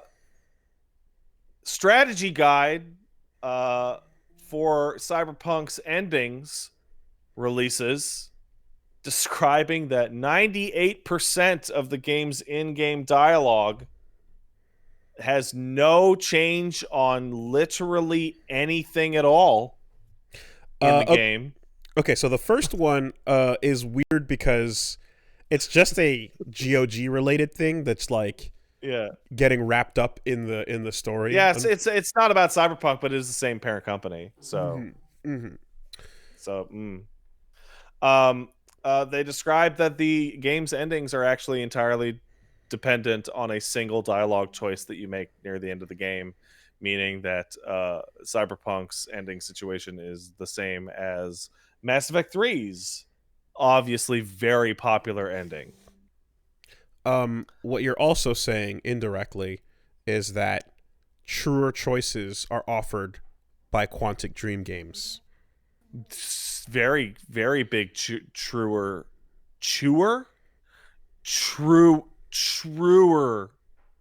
more true choices. That is a unfortunate state of affairs. Yes. Following that, on December 17th came the big one. Sony decides, you know what, everybody? We are going to offer all of you refunds for Cyberpunk 2077. Well, so that's where I would have started this, because when we last left our heroes, they were telling everybody to go ask Sony for refunds, leave us alone, essentially. And Sony did not catch wind of this until the angry group showed up at their door. And they're like, they told us to come here. And they're like, what the fuck? They told you to come here? They didn't tell us that they told you to come here. And people are like, so what's going to happen? And then... Well, okay, guys. Everybody gets a refund. Yay! And we're going to just pull the fucking game right off the store. Everyone gets a refund, including the people who haven't bought it yet. Everybody gets a refund.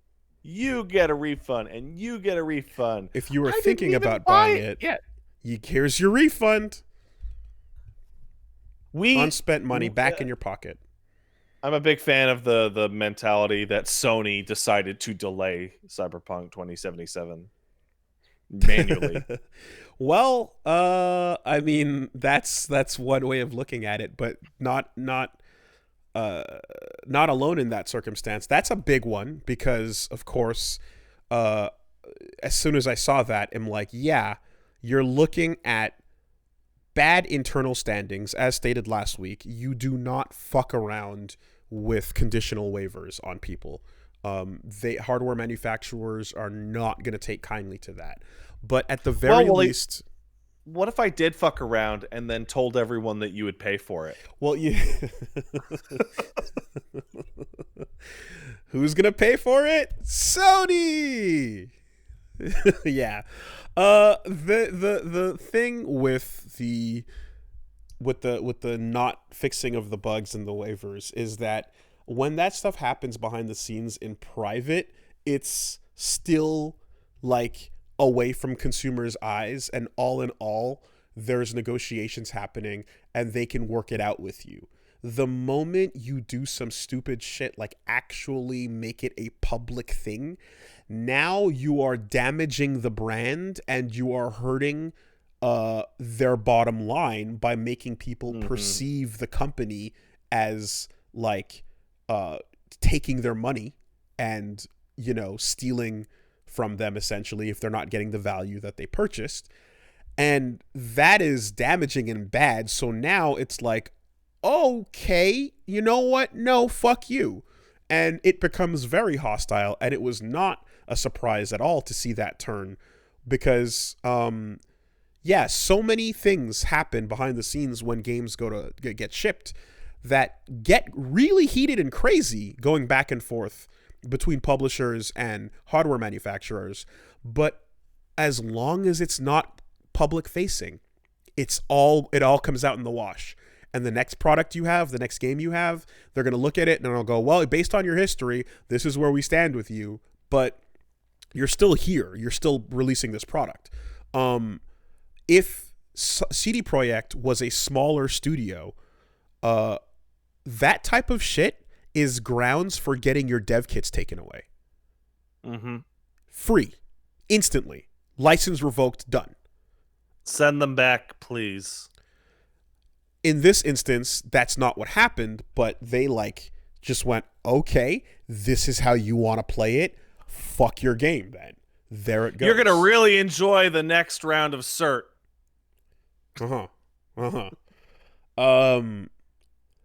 Then all eyes on Microsoft, right? Which is part B.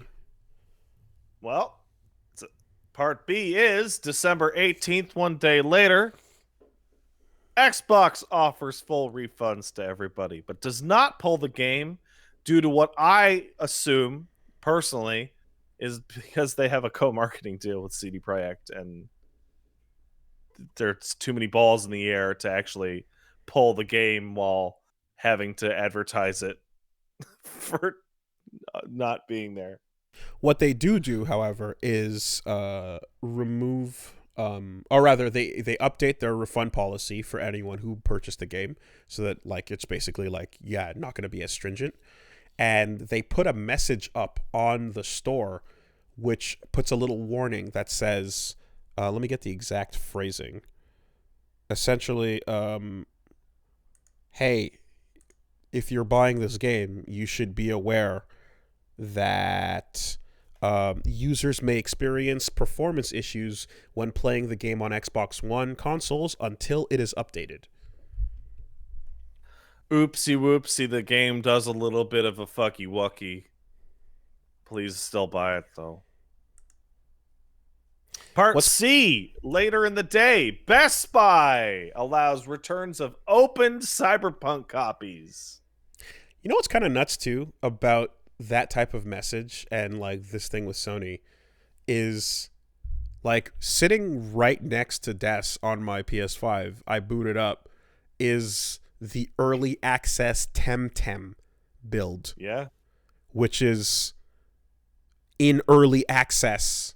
It's also it's in a decent state. Yeah. Like the day one launch of that game was fine. But Sony just opened up the door to games that are not finished being purchasable and being allowed on their platform, whereas prior to this, only PC would let that happen. You know, I'm sure if CDPR wanted to put a fat early access sticker on Cyberpunk's release on the PS4 store, things would be different. People would still be making fun of it because of how long it took to get to early access. Make no mistake, this would be a very different series of events right now, right?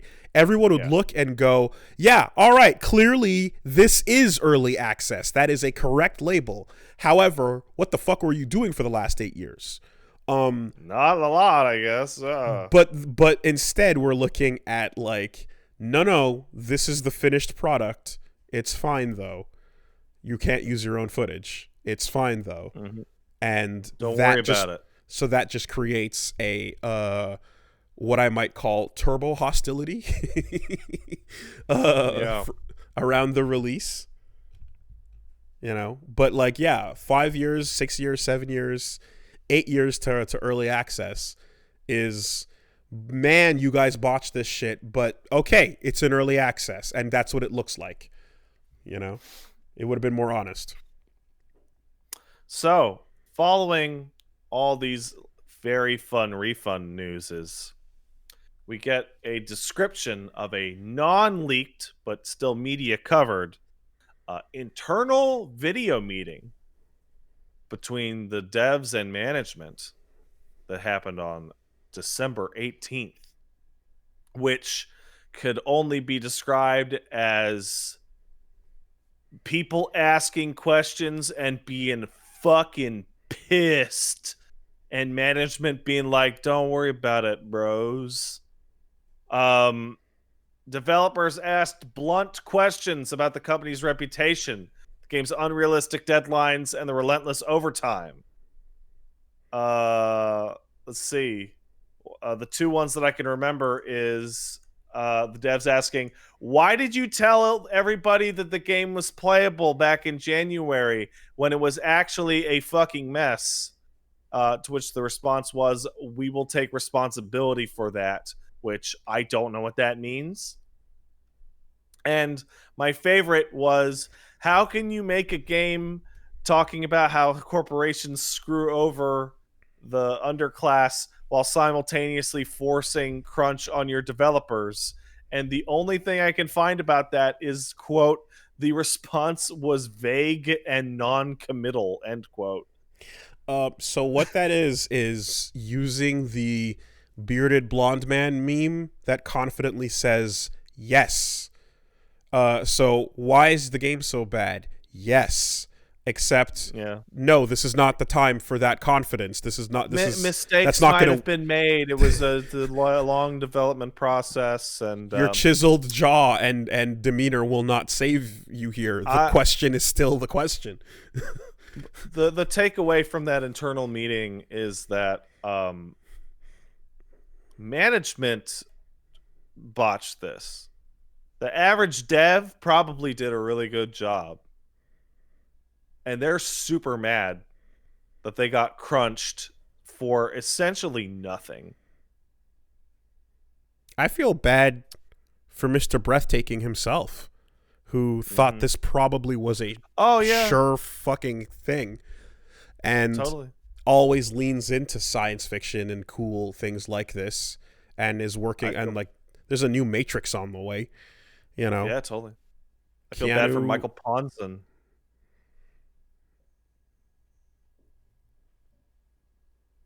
Who? The creator of Cyberpunk. Oh, yes. Okay. That's true too. Yeah. Anyone who was basically looking at this Smith? like this is gonna same difference. And then those questions kind of were unsatisfying and led, if I'm not mistaken, to a certain group. Oh, but we're not there yet. Because you wanted to do this sequentially, right? Sure. December 18th, later that night, the Cyberpunk Reddit discovers that crossing a 6 megabyte threshold in your save file causes dramatically increased load times. Crossing 8 megabytes on your save file on PC causes it to corrupt itself and become unloadable. That's correct. And die. Fortunately, There was some advice. There was Officially. some advice. I got to scroll down to get that advice. When they were talking about it on the forums, do you have it? Yeah. The advice was quite simply, unfortunately, the save as damages cannot be recovered. There's a message that occurs for corrupted files that exceed 8 megabytes in size. GOG advises players to keep a lower amount of items to avoid corrupting save files. All right, that's good. We'll come back to that later. That's a fun one. A young woman out in Australia discovers that the Xbox One game cards for Cyberpunk, did you even see this one? I sure did. Have botched company logos. And in fact, the CD Projekt Red company logo is a image missing logo. Broken JPEG. It's a broken JPEG icon. It's the equivalent of... When people didn't believe her, she showed a video of her walking up to a stack of the fucking things and picking them up, and then linked to it on JB Hi-Fi's website. You can go and look at. It's an Australian chain. Oh, no, you can't, because they took it down. I mean, like, that shows you, first of all, how automated the process is. It gets on shelves without somebody verifying that print. Yeah, no, like, it was set up in a file, and then someone took the file and popped it in, and then, they went straight to the press, and then they just fucking... cut everything out, and that was that. And like, it's got a broken JPEG on it. I mean, fuck, like, way to replace the IGN watermark on the Okami box art for now most obvious flub. It took a long time to fucking beat that one, didn't it? Like, what was that, like 2004 or something? Wii remake, yeah, something. All right. Oh, we're getting in there. We're almost done. All right. The head of the studio, a man named Adam Badowski, the project lead, studio lead, the man steering the ship, who's in the analogy is supposed to go down with it, gets caught liking a bunch of tweets of people going, basically, Avengers came out in a worse state. Where are all these people's refunds? And essentially end up just mass liking tweets defending the game and how it shouldn't have been pulled and how Sony is overreacting. While I hate the phrasing of caught liking tweets, I hate everything about that. Fine, sure. But this is hilarious. Now, I don't know Adam Badowski at all. I don't know anything about him other than he is the head of the project. But I did speak to a couple old friends of mine about potential situations. And these old friends all worked in the game business. They worked in dev. They worked in QA. And what came back is that there is no fucking way this guy isn't directly responsible for a ton of these games' problems. In particular, I had somebody tell me this dude seems like the kind of guy to play a cool game on the weekend, come in on Monday and go, man, that game was cool. Our game should have that. And just add another feature to the list. Now, again, I don't know if that's actually what's occurring, but considering the attitude this dude is displaying, I get a fucking hunch. A room full of talented musicians can sit there with sheet music in front of them and play music together functionally, but a conductor is necessary. Yeah.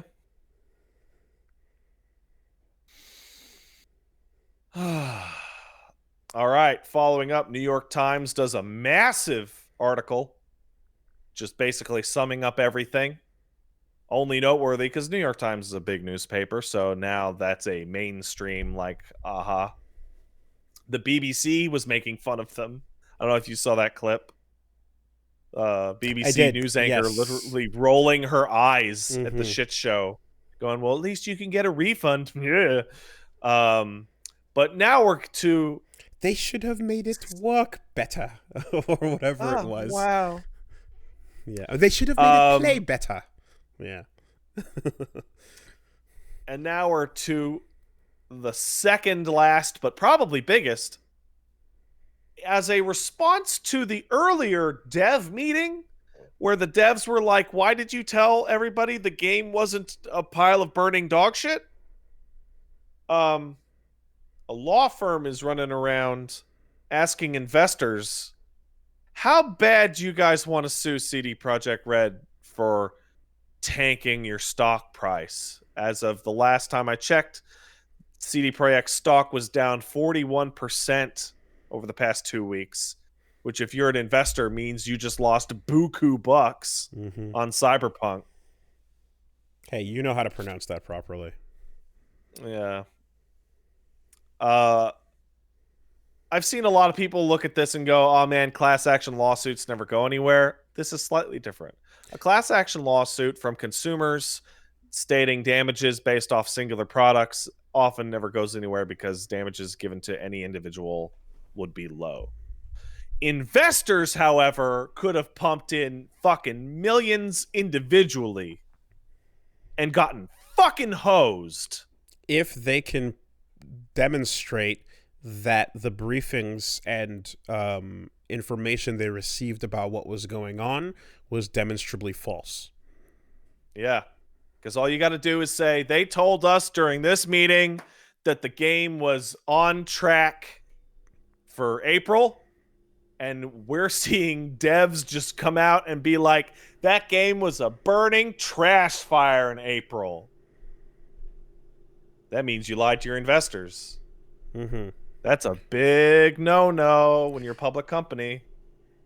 Now, Big no-no. whoever bankrolled the movie Cats, I don't think sued for the state that the movie came out in. No. But so, and I don't know what the precedent is with like undercooked media essentially resulting in a lawsuit that gets taken up based on the fact that, you know, essentially investors were lied to. I don't know what the precedent is here. I don't know how it plays out, but it certainly is a like punctuation at the end of the sentence of, yeah, these questions had unsatisfying answers. Well, then the next thing is a lawsuit. Yeah. And But it is a firm asking around, right? It's not yeah, the it same hasn't been as filed yet. Exactly. Yeah. Yeah. It's basically a law firm going, "Hey, investors, how bad do you guys want to sue? Do you want to sue real bad?" And a couple of them were probably like, "Yeah, I'm thinking about it." Now, this is the part where I want to bring up that I've heard reiterated that the story is great and that like it will still. I have heard the opposite and that, which is frustrating. Okay. I've heard reiterated from different people that the story is very good and that you know, it's caged behind everything else going on right now. And if it were to be one that you could access without issue, that this would be a cool cyberpunk story. That is a discussion for a year from now. Mm-hmm. All right. And last but probably not least, this might be my personal favorite, even though it's not the biggest. People on the CD Projekt forums are complaining that their save files are being annihilated by the 8 megabyte save bug that I mentioned earlier. Well, luckily, the forum staff are here to help you by telling you, this is my paraphrase, that it's basically your fault for playing the game too much. Here is a quote. Not all games are designed for unlimited, endless play. Not all games are designed for New Game Plus Plus Plus. CP 2077 as of now seems to have been designed with upper limits in place. End quote. Open new quote. The workaround for now? Don't do it. Play the game until the end, then start a new game. Don't continue saving and reloading the same character for too long. Don't craft thousands of items at once. And I will skip far down into this to come up with the analogy that this gentleman puts forth. Quote, patient, doctor, doctor, it really hurts when I do this. The doctor replies, then don't do that. Now the treatment can begin. So the official advice off the CDPR forums for, hey, my game is an unplayable, corrupted mess, is you played it too much. It wasn't designed to be played for 60, 70 hours. But I will go into detail. This bug was discovered when people were crafting shit zillions of items and to make money in the game. This caused your item IDs to go up, which meant that your save file would get larger. Well, it turns out that when you load the game, it also duplicates the item IDs of the items in your inventory. So loading the game also increases your save file size, which means your game has a limit. Continues. It has a limit. It will die over time. It will die on PC. For some reason, it doesn't seem it's not being reported on the consoles. So, well, I guess it's not. And there's nothing there. There's nothing in place to unload what isn't necessary, to limit what isn't needed, to push the fence around. Yeah, of course. So I went through that thread and discovered that all the people in that thread complaining, there were a couple that did a lot of crafting, but most of them were people who had played it for about 70 hours, more or less normally, and discovered that at that point, exploring, picking up items, loading the game, etc., the fucking thing just dies. It just won't go. And what's great about that, what's really, really genuinely incredible about that, was, I don't know if you guys remember, but a month ago, there was a news story going around based off the tweet from one of the devs that was like, yeah, so I've been playing Cyberpunk for 175 hours. And then they later had to clarify, no, the game isn't that long. That's a QA playthrough. Taking it real slow. But the answer is, in the release build of the game, you actually can't play it for 175 hours. Like, your save file cannot handle way before that. Like, way, way before that. Maybe relying on, like, rest and quick resume helps the situation console-wise, so that you're not actually it's not actually a real load. It's not a real load, exactly. And both consoles have an advanced form of, state resuming. So, whereas PC also does not. This makes it a little more clear why in a PC-focused company, in a PC-focused game, there's no quick save or quick load. An omission I thought was really bizarre, that I now think is less bizarre. It would die even faster. It would die way faster. Way faster. Well, Infant, why did you jump in the pool? You should not have been near the pool. That's your fault.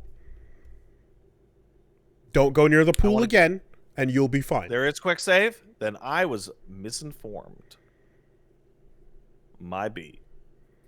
Oh, all right. Autocorrect. I want to give a shout out to a fan of the show, Spider-Man, spelled with a U. That's correct. Who compiled this list of nonsense for me, as I discovered that I had covered it so much during the week, I could not fucking keep track of it anymore. People are pointing out there's a quick save, but there is no quick load. Huh. You did miss two. I missed two. You missed two that I came across. One, incredible, is just the amazingness that we referenced earlier. That is, occasionally when driving a vehicle, your character will T-pose from the driver's seat. However, when they T-pose, it appears that they do so, but their pants remain around the gas pedal. Yeah. So their ass is then exposed out the top of the car as you power bare ass in it. Yep. Bare ass T-pose driving down the highway, exerting your dominance over all that witness you. It's a new form of T-pose, the assless T-pose. Ultimate Chad move, absolutely. Ooh, somebody in the chat just said deposing. I like that. Deposing. Well, it applies to any model in the game, any kind of character. But that's a nice one.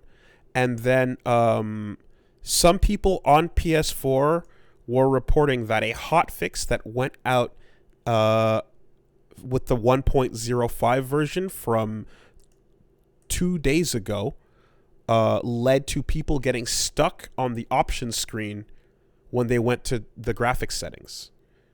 Great. So a lot of people on Reddit and a couple other places reported the new patch gets you soft locked in the graphics menu. That's great. Last update. So there you go. That's great. For those of you that still have their games. Because they're not taking away from you the old last gen versions. If you've still got them purchased, then you can still play them. They're just delisting it for anyone new. It's not like PT, where they're like scrubbing it. But yeah, wild. Absolutely wild. So, yeah. Check back at year 9. See how it go. That's all I can really say. I'm going to be checking back in a year. I'm just completely and utterly like... Because, yeah, I mean, I feel like with Fallout, with Anthem, with insert other botch launch of recent memory, the premise of the game was also one that like people were not really on board with what was going on. Well, no, Anthem looked cool with the flying and the suits, but I guess what I'm saying is that like Cyberpunk still has some shit underneath it that's like, there's some cool shit there. There's some meat I want to taste. There's some flavor I want to know more about. But I'm more than patient enough to fucking just pick that up and put it way the fuck over there. In the meantime, reset the clock 10 times a week, apparently. Yeah, because this is what it's gonna be. It's not like it's not the reset the clock, wait 7 days, reset the clock. This is reset, like let maximum, you know. Yeah, that's a wild one, man. Good game. Good job, guys. I don't even know if it like constitutes a cyber dunk when it's just like 100% of the footage and news about the thing. Yeah, like literally all of it. It's all of it. It's every video that if you scroll on Twitter and see a video of the game, you know you're in for some shit if you stop to watch it. Scroll. There's no footage being tweeted out or linked to that does not consist of some shit going down, you know? Oh, look, the cars are falling from the sky again. Yeah, like Gene got a great one that just had a bunch of stuff going on, you know, and a car tilts over, the dude gets out sideways and he's floating in midair and then it explodes. I just, you know, great. 100% of the fucking footage is just, yeah. You know, you can... Like I feel like again, not many games have had that level of just like concentration of where it's like it's oozing out of every pore, and then you have that clip with the guy going, "Well, you're certified bug free," just to fucking put the cherry on top. Yeah, not since the likes of Drake and the 99 Dragons has it been so clear and obvious, no matter what version of the game you look at. So that's Cyberpunk. That's the, you know, the most of it.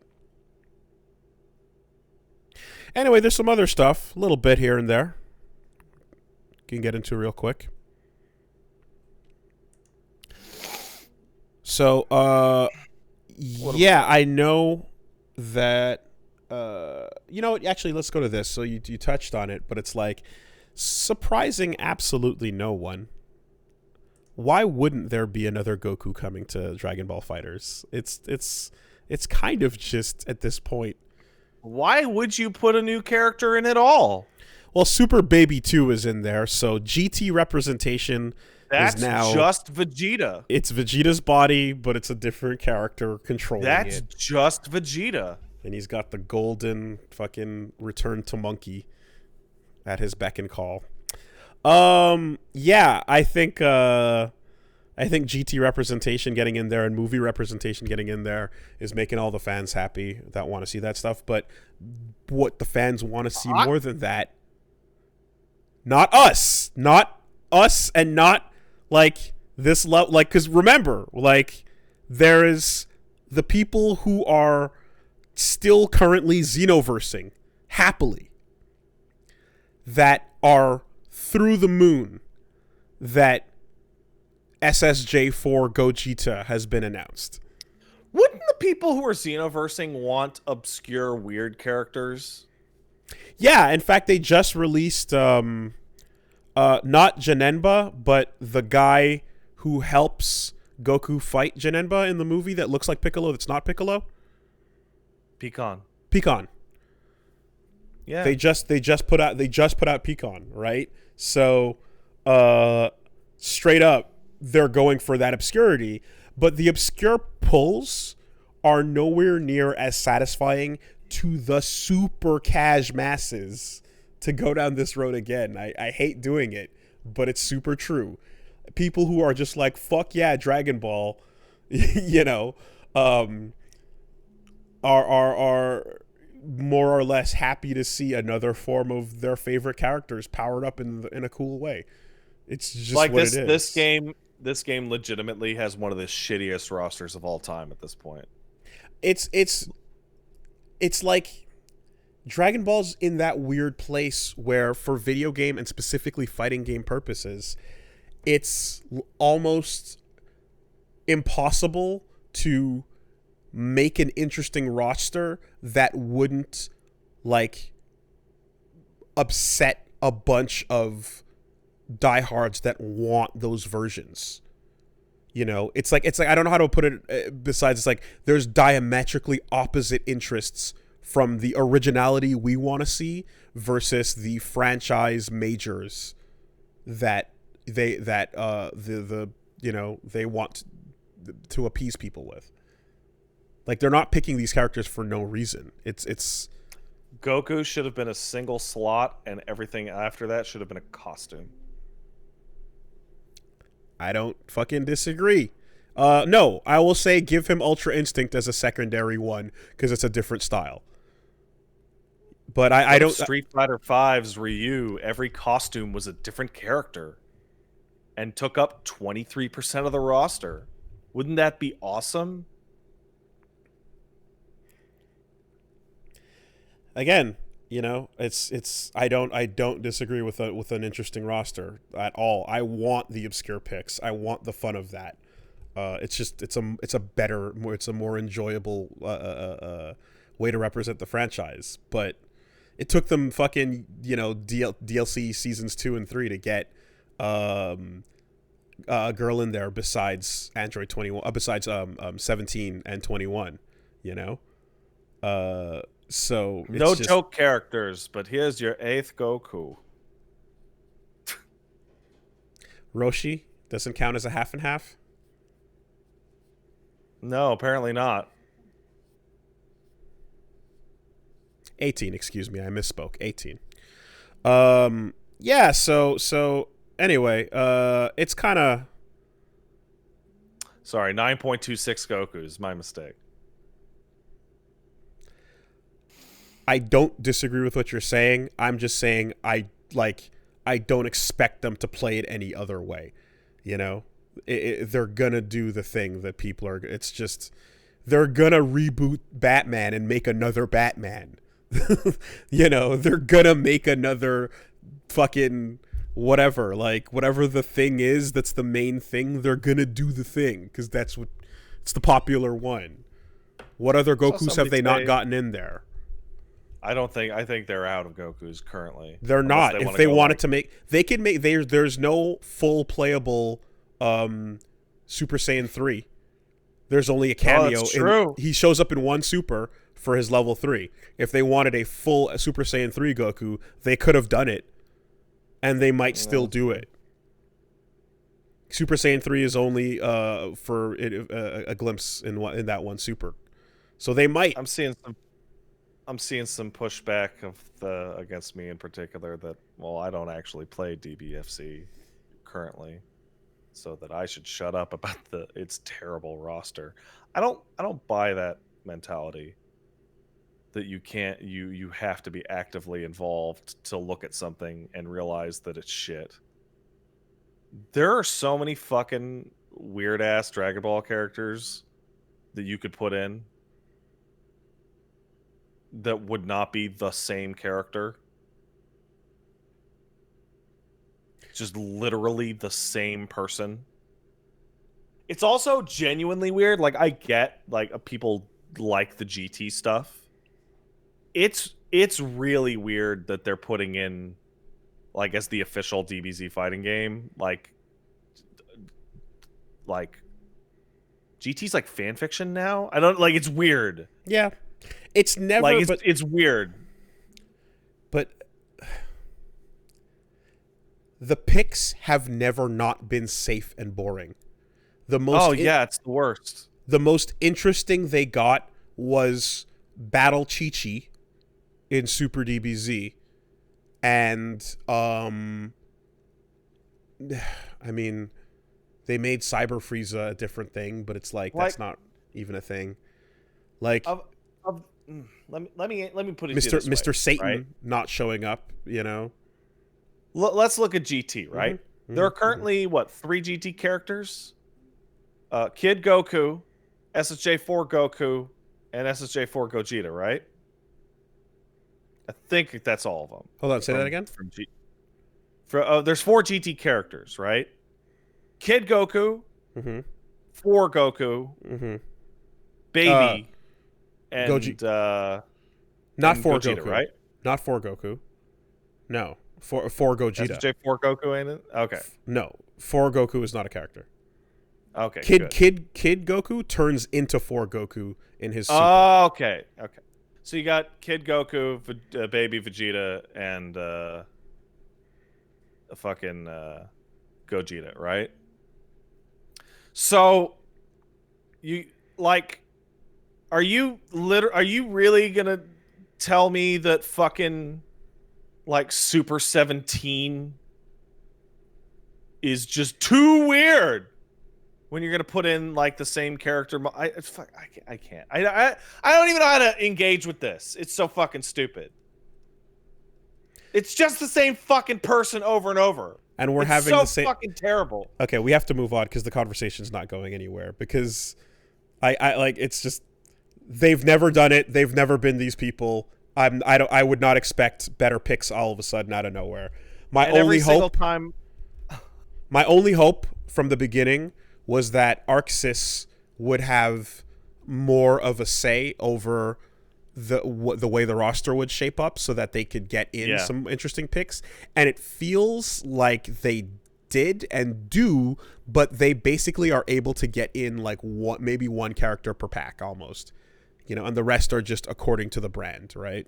It feels like you get one interesting one. It's from just them. so much more frustrating that, like, I was talking about this, and I made a joke. How many more Gokus do you people need? And the response is, well, they're still missing a couple. They are. Like a legitimate, like real, like I almost feel like there are people that would have been happiest if this was literally every version of Goku versus Vegeta, the fighting game. Mm-hmm. And it They was would. a 35-man roster of just the two characters. The most Also, boring fucking crap ever. yeah, and I mean, you know, a couple people, essentially, because for some people that are happy with that, the game is a model viewer. So that's the end of it once you've seen the models, in a way. It becomes what it becomes. No. And there's nothing you can really do about that. That's a real thing.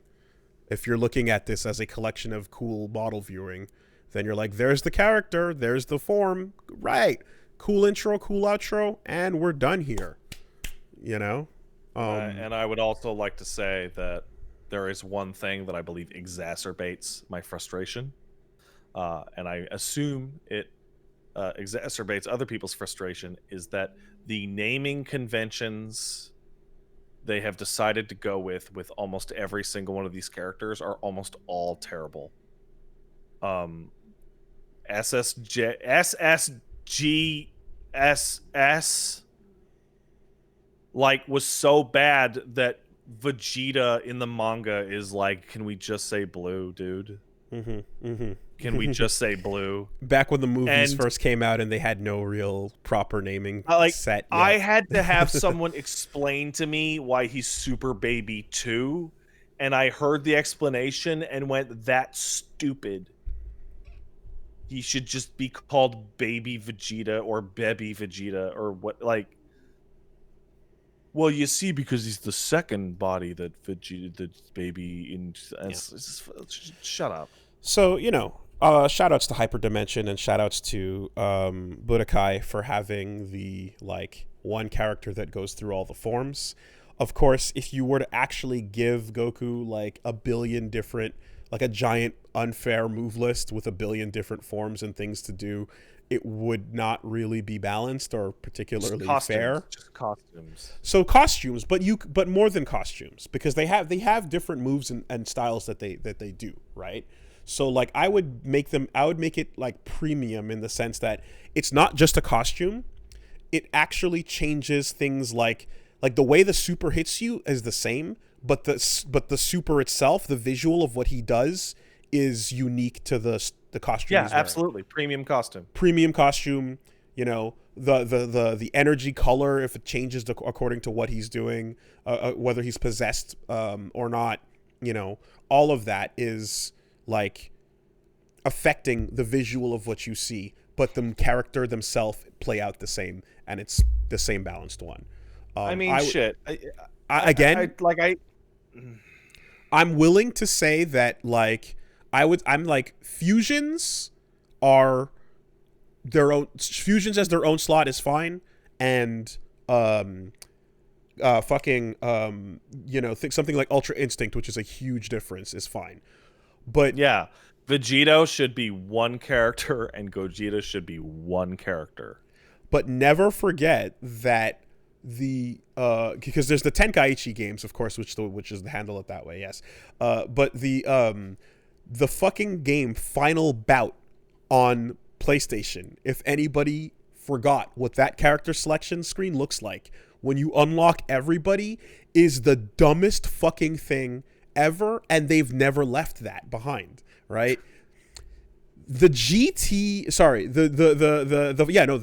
Final Bout character selection screen not only has infinite duplicates of Gokus and Vegetas and all your in-betweens, it literally has the same character just twice with a slightly different name. So like Super Saiyan Goku is not the same as Super Goku, even though they're both adult Goku at Super Saiyan level 1.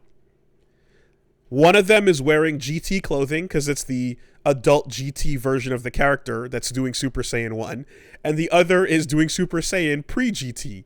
So they literally just take the same character and split them up according to the same thing across two different eras. It was even worse.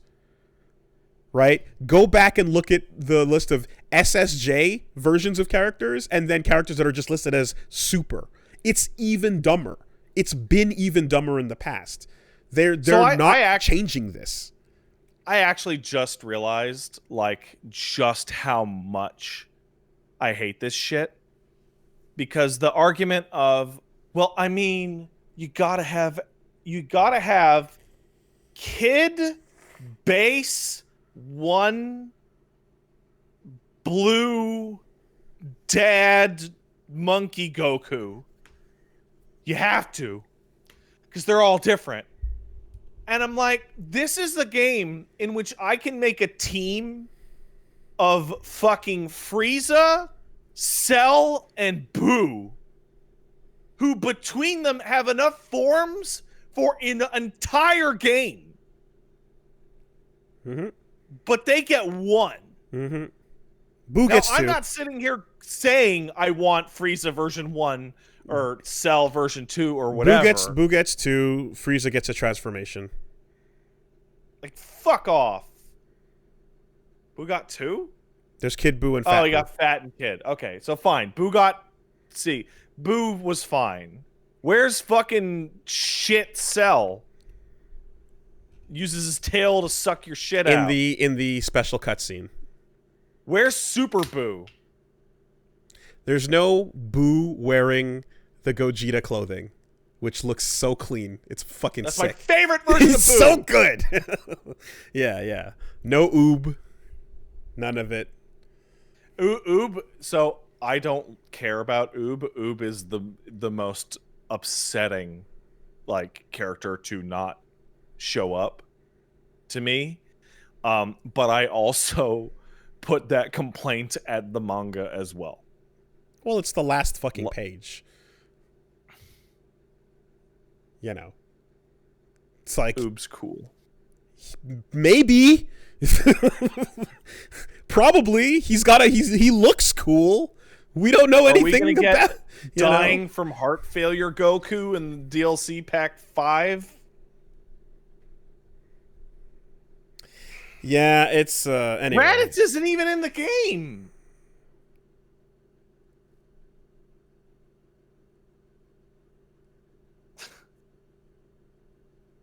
Yeah. Well. Where's one-armed Gohan from that fucking Nappa, though. flashback?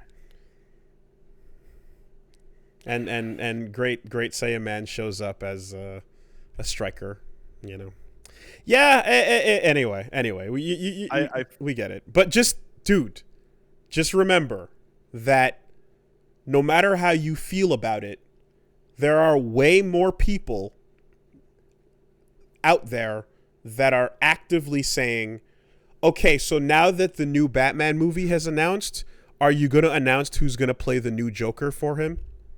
All right. I have a feeling of confidence in my heart that everyone involved in your example and the DBZ version of that example and the more broad human life version of that example is a dumb person, and that I, Pat, am smarter than them. There are people who sat there, got the Joker movie, saw Suicide Squad, saw Dark Knight, then saw this new trailer and went, well, we need more. We need another Joker. Can't have it with that. He's so gut. And just that's the end thought. It's just, it doesn't go further than that, dude. And then the company goes, well, give the people what they want. Baby Vegeta's my favorite version of Vegeta. No, it's not. No one's favorite version of Vegeta is Baby Vegeta 2. Dude, you could list out all the Gokus and you would still be missing the absolute final Goku. There are like 4 androids that are just not in the game. Sure. More, but like there's including the racist one, and then the other racist one, not that one, the other racist. Wait, there one. were 2 racist ones? I remember the one. There's the other one. Wait, okay, which one was the other one? Hold on a second. Let me pull up these fucking. Were 2? What were the numbers here? Also, yeah, somebody just said it in chat. I 100% agree. The fact that there's no fucking bad man Vegeta as a costume. Oh, does that game even have costumes? Casual clothing? Yes, it does. But it's extremely rare. You can change Videl's hair. And what was it? Dude, why does Android 13 look so good and then so bad? Trucker hat. It's great. Yeah, but then the blue thing. Yep. Blue Blanca. It's terrible. 14? Man, I've never seen this Android once. Oh! 15? There you go. What is up with that? There you go. Yep. It's good. It's good. I've never seen this character once. Android 15 not showing up in the fighting game anytime soon. Can we just have a fucking clash between Android 15 and Popo on the main stage, Android please? 15. Android 15 and 19. Just right on the main stage. 19 as well. Oh, there man. you go. Yep. Toriyama's a pretty good artist, but his misses are some fucking gutter balls, man. He's coming from an era of yesteryear. Grandpa's had a long life, you know? Says a lot that, like, legitimately the best Toriyama design in the past 20 years was not made by him. It was made by Arc System Works with 21. 21 was the OG, the original character, rather. But yeah, I was gonna say that, like, you get all your Gokus in the game, and I guarantee you'd probably still forget about Super Future Goku Jr. and Vegeta Jr. from the distant end, when I think Grandma Pan, is watching them at the end of the timeline. He designed 21? Okay, let me try this again. The best design he ever came up with was for a character that he didn't think mattered. There we go. Because if he thought that design was good enough, he would have put it in the manga, which he should have done. Anyway, yeah, end of GT. There's another Goku waiting for you, and another GT, and another. Oh, Vegeta. You want to talk some shit? There's that fucking mobile game that just invents new versions of Broly like it's a Brazilian fan fiction. You can't get into mobile game. You can't get into the Dark Broly. Or God, what fucking level was it? The mobile game had some shit. His alias is Broly Dark. Manga debut? What the fuck is that? Super Dragon Ball Heroes Dark Demon Realm mission. There it is. Dragon Ball Heroes. There's a manga for the mobile game? What the fuck is There's this also shit? the game Fusions that just invents the characters too. You could technically That's the game I'm thinking of? There's a Fusions game that's all about fusing characters that you can just go nuts with. You're basically doing Persona Demon Fusion. Oh, this is all so high quality. You know. But yeah. I feel like I'm about trying to move say on. Something that people are going to be very mad at me, so let's move on afterwards so that I can avoid the heat. I feel like nice avoiding of the heat. I'm go right looking back at to it. Dragon Ball, and I'm just like, oh, this is literally just Star Wars again.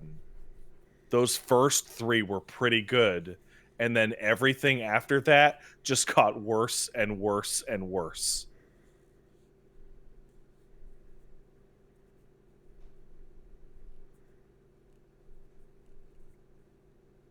Moving on to our next story. It's not that ridiculous of a take, you know. Although I did hear that a new character is named Goichi, and that's pretty cool. If that's in fact a reference. But yeah. I remember when Goku gave that rabbit guy the stick and put him on the moon. Because he kept turning people into carrots. Do you remember that? I remember that. That's my favorite Goku. So that's the state of Dragon Ball. Then there's Dan coming to Street Fighter V in February. They showed off some moves, and they gave him the only thing that matters. His V skill is his taunt, and he can cancel out of his moves into the taunt, and the taunt will juggle you, allowing him to keep his combos going. Hooray! Done and done. Literally all anyone cares about all for that character. Anyone wanted. Well, no, that's not true. I also want him to get back his SVC Chaos moves, but I'm talking to no one. Yeah.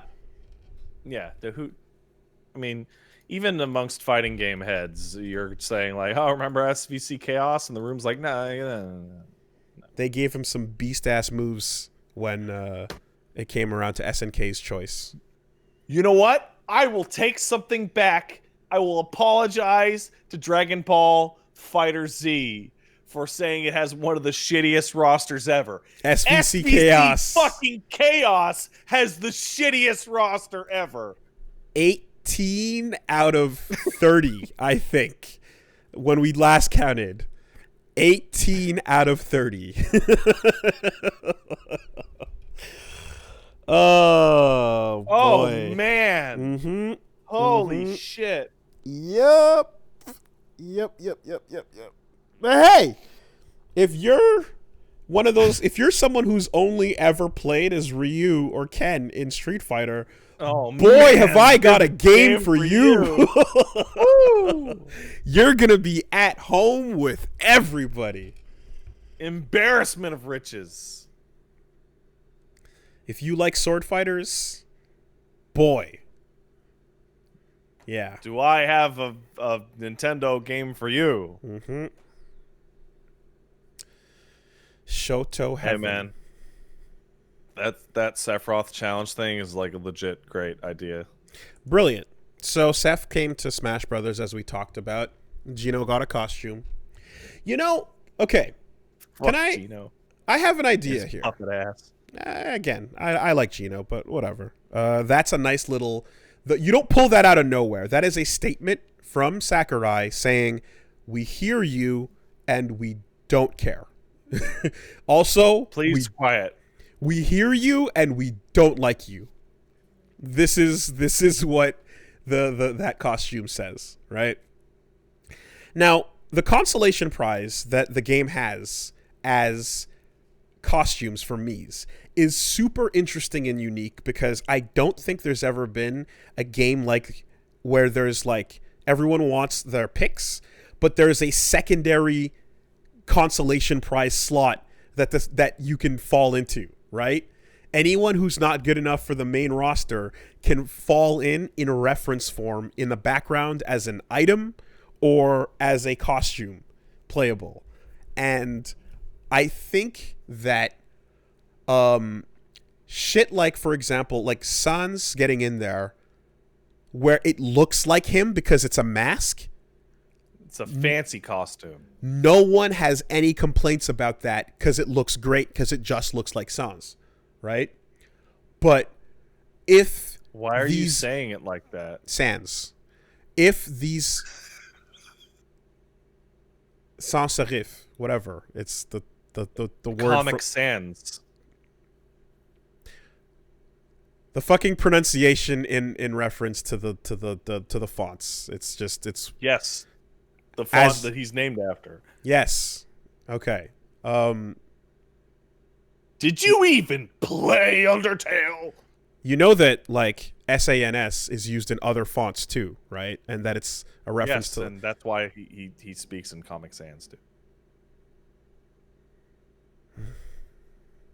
Come on.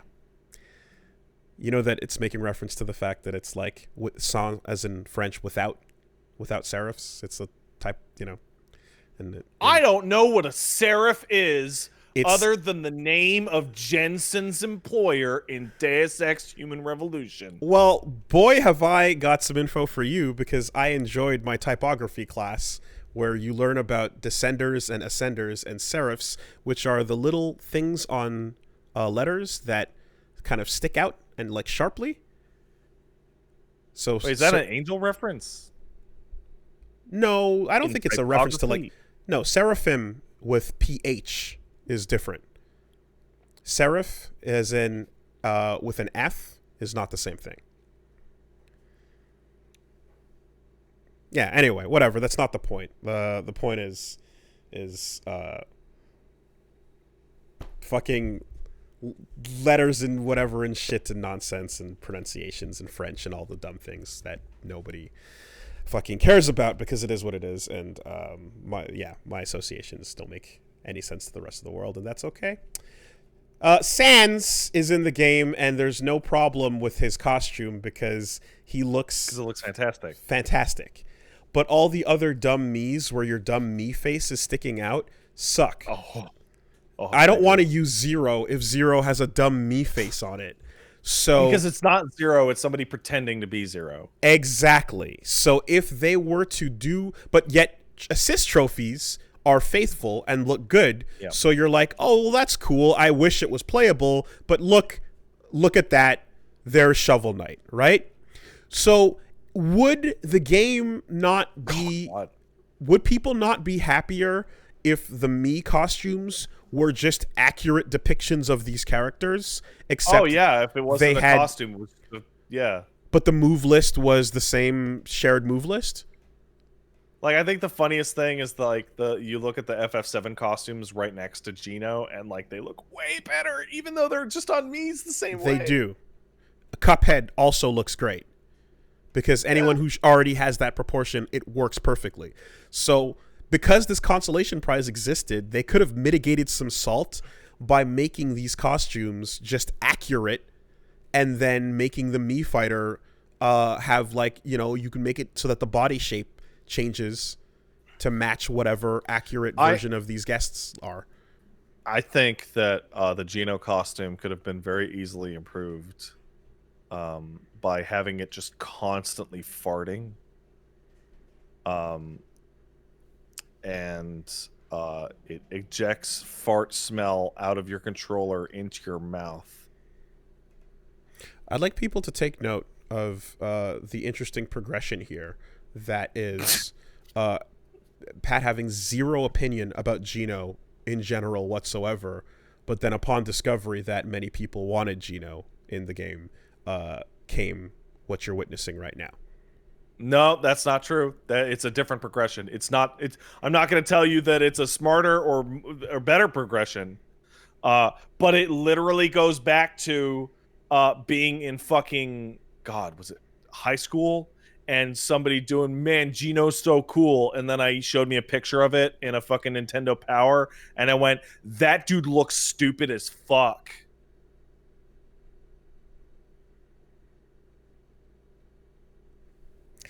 And then I heard about Geno World later and was like, that's cool. But then I played Super Mario RPG and I was like, I can't do Geno World, so Geno sucks again. You're right. That's back to being stupid. It's not better. It's not better. No. So that would have been a way better mitigation of like some of this, you know, side salt, I think. But it's too late for that now. Sephiroth is there. His move list is great. He's pretty cool overall. They designed him quite with cool. love. He's got the angel wing, the one-wing angel system that pops out. Not just when he's at low life, but also when he's at a stock disadvantage. So he has to be in a panic situation. in that Nintendo Direct also was what I can say is the closest thing to a Sakurai dunk you're gonna get, because people like to Photoshop him giving you the middle finger, even though he was just counting in binary, and that wasn't real. That is fun to do. That wasn't real. But what was real is he did have a moment describing the difference between Sephiroth's fair and bare. And he described one as being better than the other because one was 13 frames and the other was 15 frames. And what the hell am I talking about? I can't be talking about things like this. I'm just a man who wanted to make a casual, fun game for people to play. And I chortled at that. That was quite funny. That's pretty funny considering like Nintendo just shut down like another tournament for no reason. Exactly. The tournament backdrop of this entire situation is extra fucking flavor in that situation. But when we talked about that Melee tournament with the Slippy, there was this massive post that came out that you probably read, Wooly. It was called the history of Nintendo hurting Melee. I forget the exact name of it, but it described basically like the last 15 years of Nintendo doing this weird bullshit where they will pretend that they're into Melee or a Smash scene, and like a university will want to hold a tournament, and then Nintendo will be like, no, you can't, because we're going to hold our tournament in the summer. And they go, oh, okay. And then Nintendo doesn't hold the tournament. Doesn't do anything. Yeah. And then like esports organizations making up these massive deals and doing all the groundwork for all these pushes for multiple years. And Nintendo just going like, yeah, we still got some stuff we gotta do. And then just waiting until something gets announced, or like their next game or whatever, and goes, oh, you know, this deal really doesn't make any sense anymore, so we're gonna pull out. And a lot of people thought that breakdown of events was like kind of conspiratorial or hyperbolic. And then sure enough, this week, Nintendo shuts down a fucking university tournament because they're gonna totally have one this summer.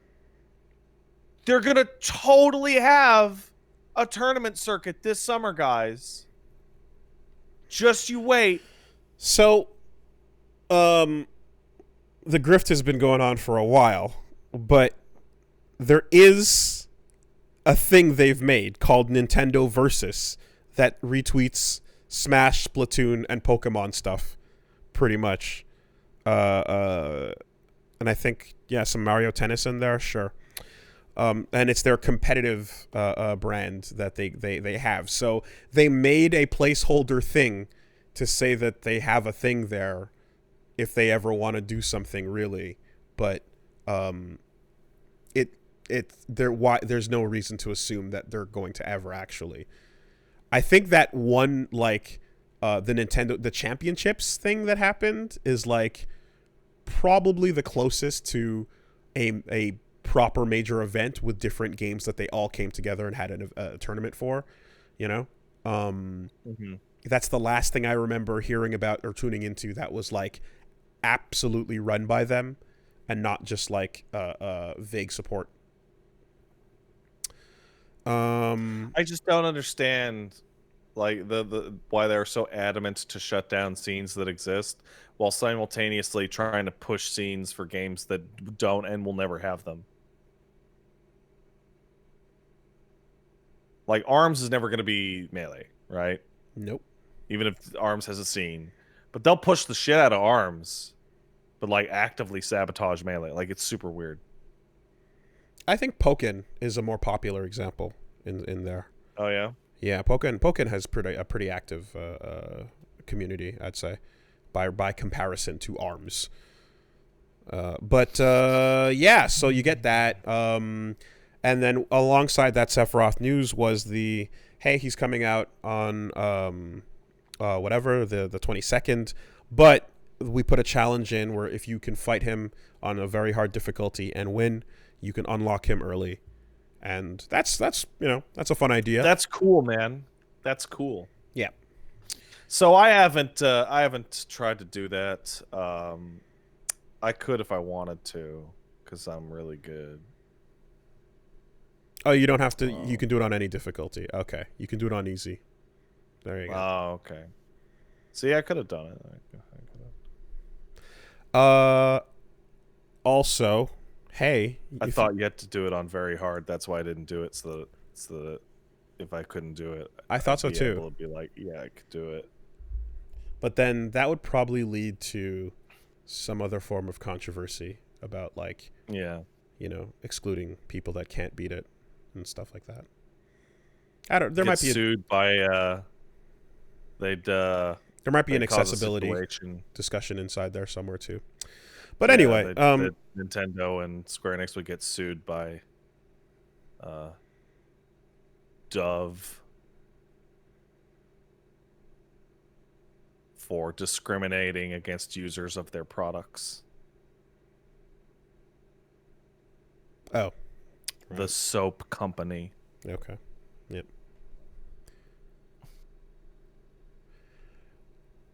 And then because of the smell. Mm-hmm. Okay. Due to the lack of washing. Stink lines. Okay.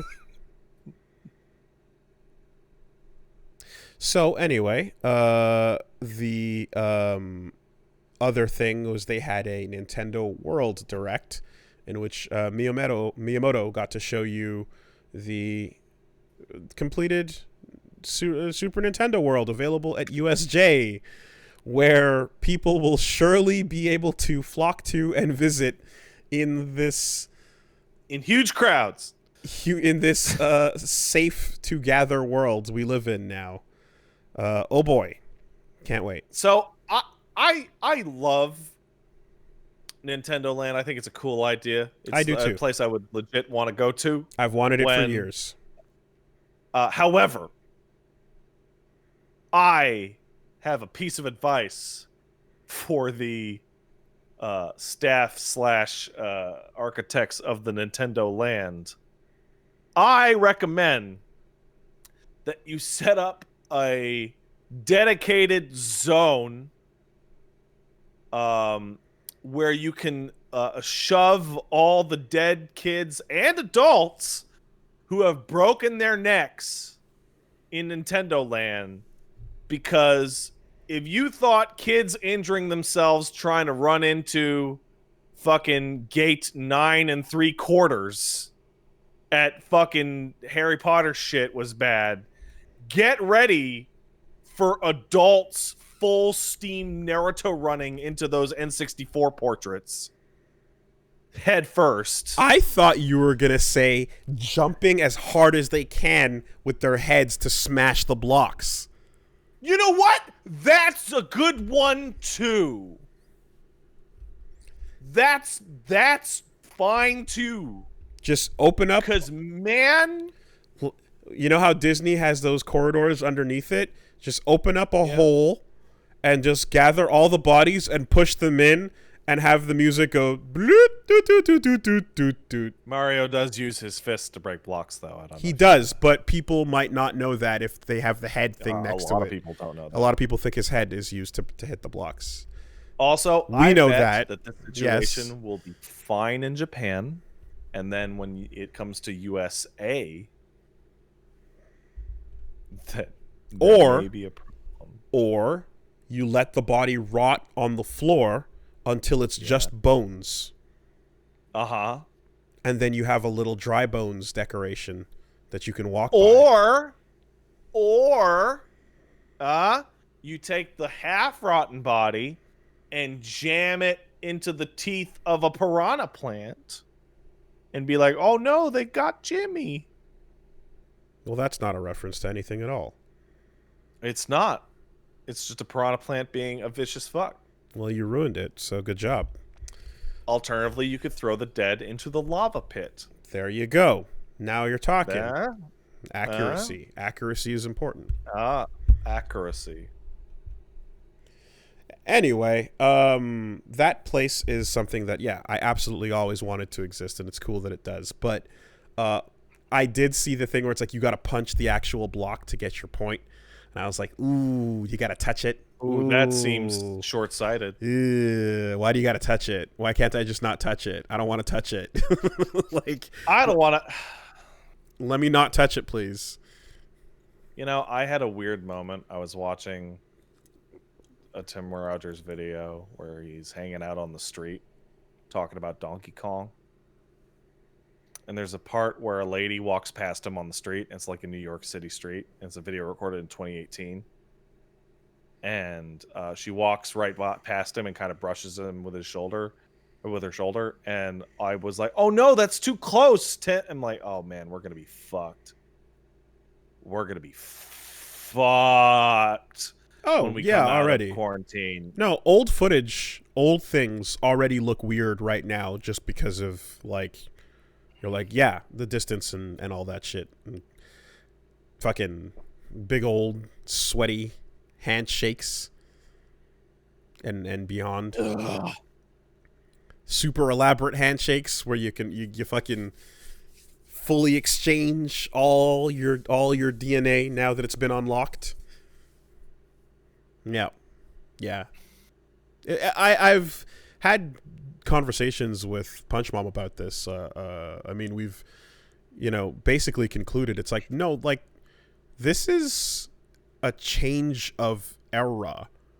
Like, when things return, it won't be the same. Like, this is a life change, actually. And people might not have internalized this yet, but, like, even if you try to hold on to what was, a lot of people are not going to do that. And enough people are going to be different about it that you will always be like, oh man, it's not like it used to be, even though I want it to be that way. Like, it's a massive, massive change. Oh, well. Norms are going to undergo a whole lot of rethinking, Luckily, I have prepared my entire life for this societal change. I remember whenever I'd watch anime or see a game where a character, like a couple that or like two characters that really like each other will just like run up to each other and be like, I'm so glad you're okay. And like they'll run full speed and just stop in front of them and just be like, yay, I'm happy that you're safe. And from 6 feet away from you. And they'll just stand there and they'll be so happy. And then they'll, continue about whatever they're saying. And I'm just like, where's the fucking hug? Is it so crazy to just hug a friend, even if you have not established a romantic pursuit? It's just a friendly hug. And it's like, yeah, not everywhere. Some places it's more than just a hug. Any form of contact or skinship is a thing, But I have these like memories of like being like, why won't they just hug? Just say hi. What's the big deal? And now it's like, well, that's probably going to happen to us now. You're going to say hi and then just stand where you are and that'll be that, So, anyway, Nintendo World, you can watch Miyamoto do the tour and see what's going on. Some fun ideas in that thing. It's like one of those parks that should have existed fucking 20 years ago instead of the John Leguizamo movie. Put the money into that instead, But yeah, what do we got then? Oh, jeez. Yeah, okay.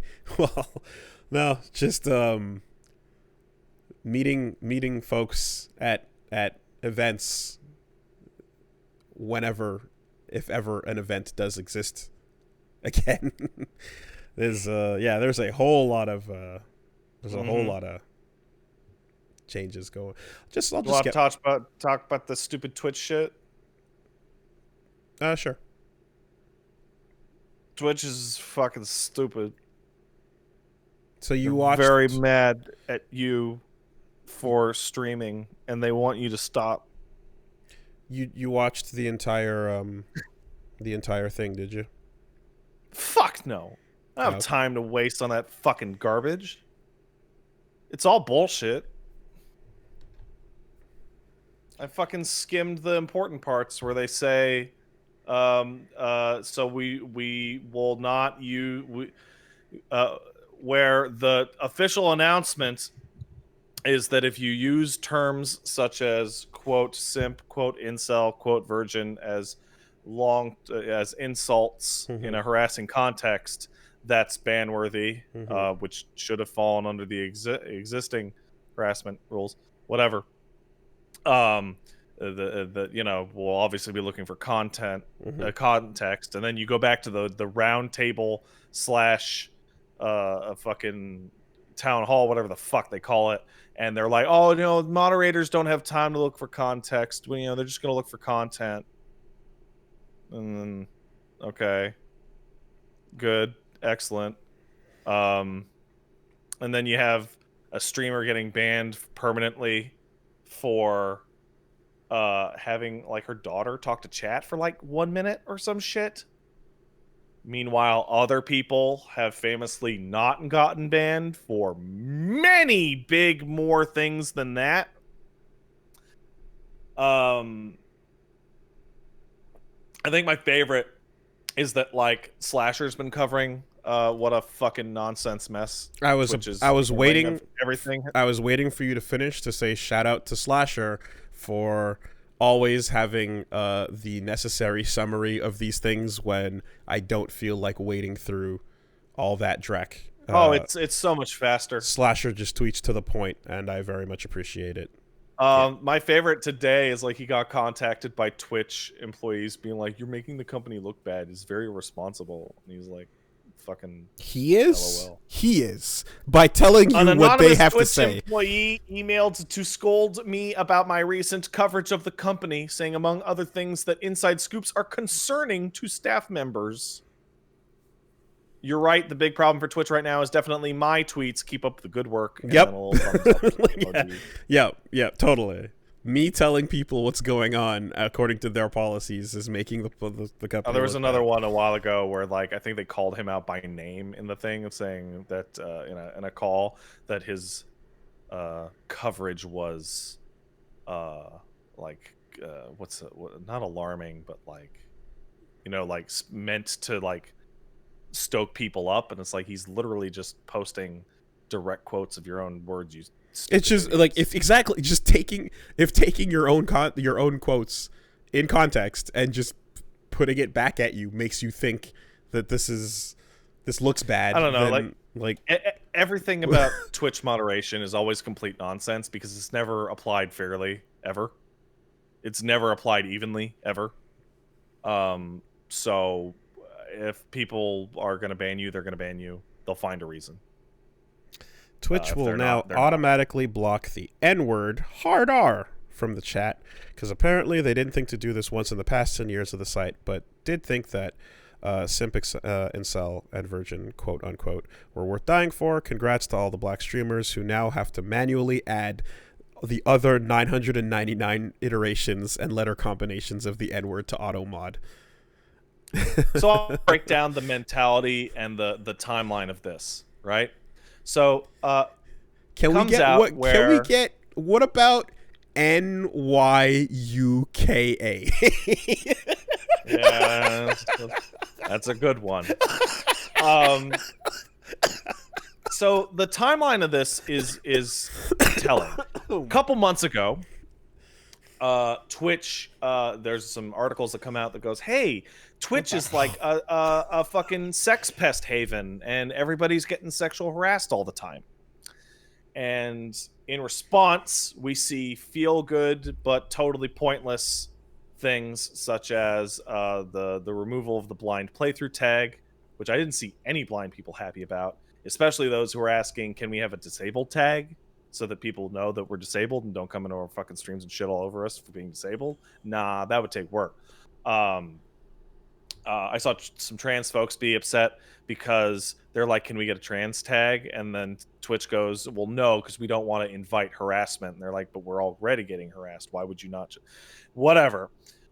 Then moving on to simp, virgin, and incel, which I think is actually really funny because all three of those terms are predominantly male-oriented insults. And bonus, incel was a term invented by incels to call themselves that. That is a self-created term. Well, the word virgin is just it's a real word. I mean, it's not only a real word, it's a company and a type of oil. Implying that virgin is like a bad word to say is like, what are you implying? The people who haven't fucked yet suck ass? No, it's that you're allowed to stream on Twitch when you're 18. Are you implying that would be a bad thing to not have lost your V card? No. It's simply whatever is used to harass people as of this moment in the year of our Lord 2020. This is what this is what we're moderating. I think the funniest, very blow back to the so all that happens, right? And then then people accurately point out, wait, you guys are banning the casual use of a word like simp, but you still haven't had the decency to just ban the N-word from text chat? Like, really? Isn't that like I can do that in Moobot, like boop boop boop, right? Like, you guys can't do that. So now they're banning the N-word, but only the hard R, which is the important thing. So the hard R is globally banned, but all versions are banned if they're used to harass. And there's no distinction being made for the person who's saying it's race or background. So is Twitch telling me that as long as I'm not using it to harass people, I can go for the soft A and it's no problem? Somehow I don't think that's the case. I don't think that's what they're saying. But this policy is going to have to keep up with the euphemism treadmill as time goes on. And things move out and into appreciation and depreciation. At some point in 2040, they're going to make sure to have to regulate usage of people being called Zoidbergs or Spagos for the people of Spagonia, lest we forget. It's gonna be interesting because it's a live, active form of policing here. I have seen 3 versions of this that have made me laugh big time. One, the changing of some of these terms to straight up tier 3 subs, which I think is really funny because I used that the other day, and poor Saren, who's one of my tier 3 subs, was like, "Hey," I'm like, "No, sorry, dude." I saw the suggestion of calling versions of this Prime. Thanks for your Prime or Amazon Prime, or use it as a verb. But my favorite was just like, why are you being such a Bezos? These fucking Bezoses. People are very simple. The creativity doesn't have to go that far. It's gonna become whatever you don't allow it to be. It's just that simple. I think it's extra, double, triple hilarious that I don't know if you know this, Wooly. Jeff Bezos, the owner of Amazon, man, only follows one person on Twitter, and it's his ex-wife. Which might be the saddest fucking thing I have ever heard in my life.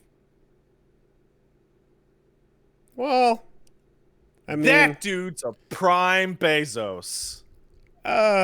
He's literally the prime. He's the original Bezos. His name's Jeff Bezos. He's the guy that. Wouldn't you want to keep an eye on the other half of your fortune?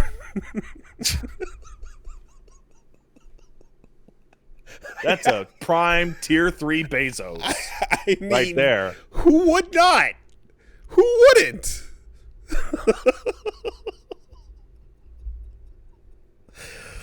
Oh boy. Oh boy. So yeah, to anybody afraid that they're gonna get banned, you know what? Actually, I'm the most frustrating thing about this entirely is Mm-hmm. is that they talk about how it's about harassment and shit like that. Does this mean if I call Sephiroth a simp, that qualifies? Are the rules to protect Sephiroth, or are they primarily this is an interpersonal? The rules are currently pro scub. Currently. The position on scub might change in the next 3 to 4 years. It's possible. I'm big anti-scub personally. Right now, we're pro scub. As far as I can recall, we used things used to be anti-scub back in the Clinton administration. At the very least, we were anti-scub. Yeah, back then. I'll be anti-scub forever. Yeah, no, things were anti-scub around the Clinton years, but now the world has become pro-scub. Whether or not things return to the way they were after this as a result of people getting too much scub, it remains to be seen. I think it's possible that some people might get sick of scub being shoved down their throats and might resort to a call to yesteryear and become anti-scub again. Now, I obviously there's a third portion of people. Those are the scub clueless, scub indifferent. If it were the scub indifferent, also, educate yourselves. This is important shit. Okay, I'm not going to tell you what scub is. You got to look it up yourself. All right. The scub undecided and the scub indifferent are a growing size of the silent majority. And I'm wondering what this is going to look like in about 4 years' time. But for now, yeah, Twitch is regulating according to it depends if they pass that mentality. thing in the States in like 10 minutes where they make streaming illegal. That's happening like literally right now. That's true too. Although addendum to the bill being pushed by Tom Tillis in that they're saying this is mainly supposed to target large pirating sites and groups. Oh yeah, I bet. And not individual streamers. And upon reading that, I was like, that sounds interesting. Does the legislation specifically word it as such that individuals are then left alone? Because remember, if you pay attention to the way any things get passed over time, it's very clear that in context you can say, oh, don't worry about what this says. I'm going to infer its meaning for you and say that it doesn't mean what it says. It actually is intended to be used in a reasonable way. And you go, oh, okay, there's no reason to worry then. And then I die, and then we move forward in time, and then the wording of that thing exists, and it is used in and of itself, with itself as the own context. So anyone who is not a major group, that is an individual, if the wording of the thing doesn't specify that expressly, why would you trust someone telling you, oh, don't worry, we want to use it for this, even though it could be still used for the first concern? Right? No, we gotta... Don't tell me that, don't tell me that you're putting a loaded gun here, and you're like, don't worry, this is only to shoot at other people who point their loaded gun at you first. And you go, okay, but it's still a loaded gun sitting here, correct? And when you're not around to tell people who to use it on, it will still be a loaded gun without any context sitting there for anyone to grab and shoot at anyone else? Yes? Then fuck you. So, Ultra David, unless it's in the language of the term of the bill, fuck that still. I rescind nothing. Yeah, well. You know, other countries are gonna do what they're gonna do. I would sure like to see American man tell me that I'm gonna go jail stream the Yakuza game. I can direct him to my butthole where he can direct further questions.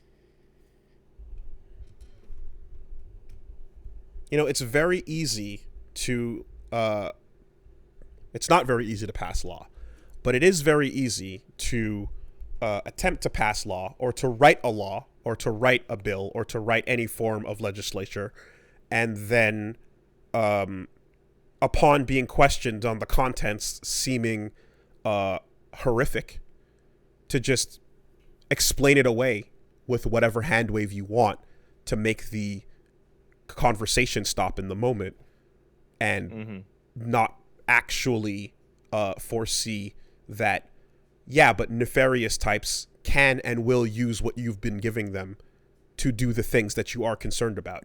Just because you say I don't know that if you guys know anything about nefarious types, but they're fucking nefarious. That's why we call them nefarious types. They'll do whatever. They're jerks. They'll take advantage of your shit.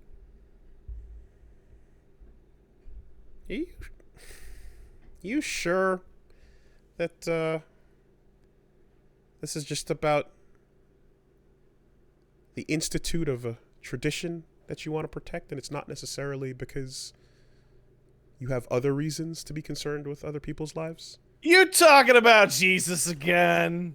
Are you sure? It has nothing to do. Are you talking about that? It has nothing to do with your own stuff. It's just because you're concerned about the traditions. That's the only reason why. Okay. Hey. If you say so. If you say so, it has nothing to do with your own stuff, and it's everything to do with the institutions of traditions, then fine, I'll trust you. I'll trust you. Hey, I have a fucking controversial take for you people. Everybody ready? Everybody good? Everybody good? Traditions are stupid. Just do whatever.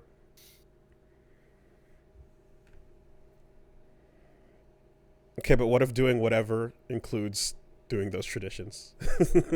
Yeah, okay, I guess. Yeah, all right. I just, like, this is the way I did it last year. Seems like a really stupid reason to do something this year. Yeah. Easier said than done when, anyway, whatever. It's like, what are you gonna fucking... Some people are taught to put what I would consider unimportant things in extremely high esteem. It is what it is. It's really important that your bed sheets form a square so that you can slide in like a cheese into a sandwich. That's the most important thing, Pat, if you can do today. If you were raised in a pro-scub household and your grandfather's grandfather was pro-scub, and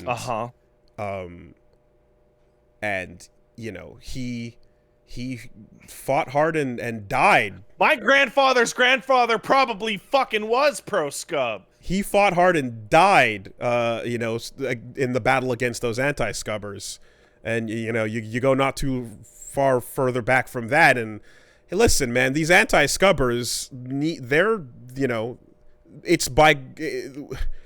The conditions they've been born into are those of an uneducated mass that are lower, and it's by our divine right that we bring them up in the world and show them the ways of all being... Right, you've completely lost me in the scub analogy. Like, well, the anti-scubbers are like animals, and if we bring them into our barn and raise them up in a way that teaches them about the truth of pro-scub light, then they can live better lives. It's mercy, you see, that we bring to the equation against these anti-scubbers. The part of this analogy is that during the pro-scub speech that you would receive as a child, I would have been like, but how did they fit all the scubbimals on the scuboat all at once? And they would go, it was a big boat. Sorry, it was a big scuboat. And they'd be like, that seems stupid. Did they even get the scubinosaurs on it?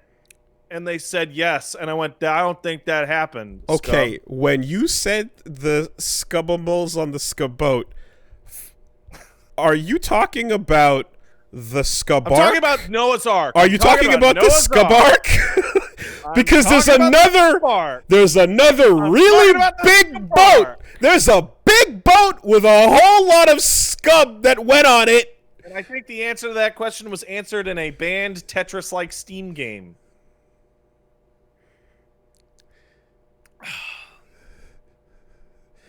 I thought you were talking about Scubistad. Oh my god. So you gotta understand. The context requires context. Alright. Wait, hold on. Would it be Skaboots? Skunta Skinte.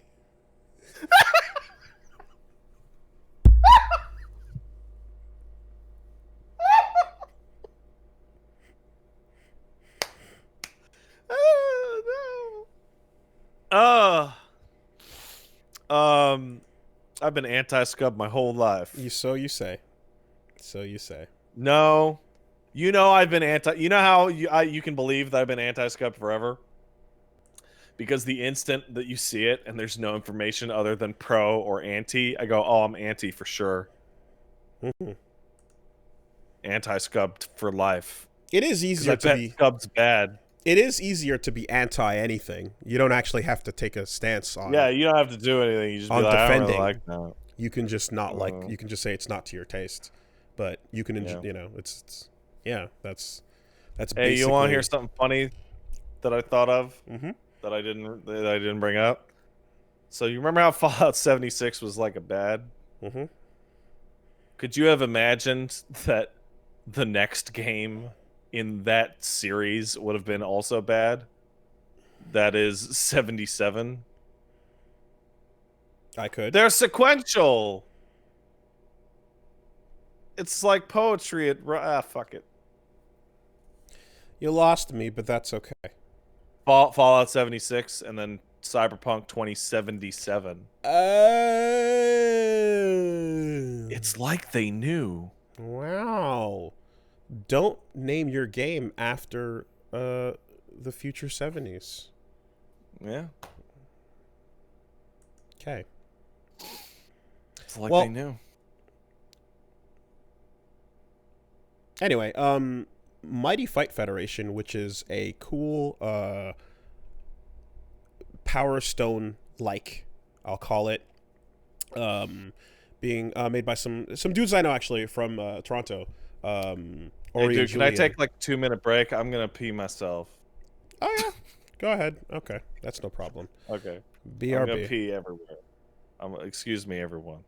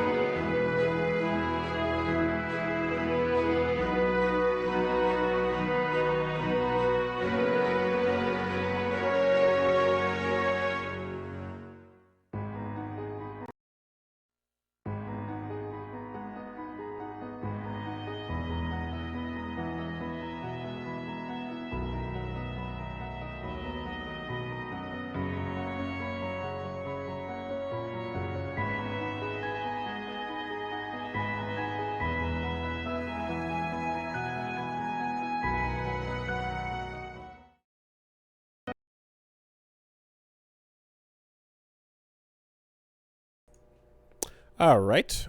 So to pick up where we left off, there was a game that I took a look at not too long ago called Mighty Fight Federation, and it is a Power Stone like, except it's got like a more advanced combo system, I'd say. Some pretty fun character ideas, a nice JoJo reference inside there that I like with Remy Redcard, and a pretty cool ground bound system. All in all, and I've been following this game's development over the last couple of years. Ori and Julian, two cool people that are working on it, and yeah, it was kind of just coming along as like a Power Stone like game, and then eventually they announced that Yooka-Laylee were in it as a guest star, and then they got Toe Jam and Earl, and then as of yesterday at Adrenaline they announced Kunio and Riki from fucking River City Ransom are now guest stars in it as well. So that's an unexpected rad twist in the roster. I have a question for you from chat, which I think is appropriate. What's Power Stone? Welcome to Power Stone Wars. Oh no! Because that game came out 15 years ago. 2005? Actually 2006. That doesn't... I'm fudging it. Wait, really? Hold on a second. Yeah! Dreamcast was $99.99. Was it 5 years after the Dreamcast launch? That doesn't seem right. That doesn't seem right. Oh, no, wait. That was October. That was the PSP thing. So it's actually 21 way older. Years old. Yeah, that's more likely. Yeah. So American adults were born at the same time as Power Stone. Yeah, Power Stone is able to drink now. And boy, should it. Because that shit's been left in the dust. But, it did get an anime that I don't know if many people got to watch. But there's Power Stone 1, Power Stone 2, and an anime series. So that's more than other franchises get. But, yeah, Power Stone is a 4-player... in the second game, 2-player in the first game. It's a arena fighter, and it is known for its use of like heavy items and wall bounces and pretty nutty stages, basically. So imagine a game designed around the idea of poke floats, except it's the point of the whole game in a way. And Urguys fits into the category of the same genre. If you've ever played Urguys, God Bless the Ring. Yeah. So that was a I wish I could get a Yes. Indeed. You know what Urguys is because it has fucking Cloud and Sephiroth in it. So yeah. You mean Smash Brothers 0? Exactly. Before they left Kingdom Hearts for Smash Brothers, they took a detour into God Bless the Ring. Urguys. Yeah. Oh my god, I want to fucking throw up at the idea of fucking when Sephiroth and Cloud left Kingdom Hearts for Smash Brothers. They detoured in Urguys first. Fucking hate it. I hate it. Everything about that phrasing makes me want to throw up. Well, prior to Sephiroth's announcement, we all thought that Cloud fucking took a detour in the live stream from Tactics to Smash Brothers before waking back up. But now we know that's not what happened. This wasn't a live stream dip. This was Kingdom Hearts moment. We thought it was the live stream moment because Cloud alone showing up out of context is live stream dip. But with Sephiroth included, it's got to be post Kingdom Hearts. This is the timeline. Hard confirm. And then over to Dissidia, of course.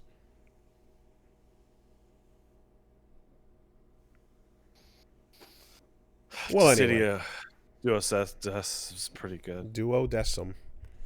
Still sounds like a disease. Dude. Ever since I got that duodecim, won't stop burning.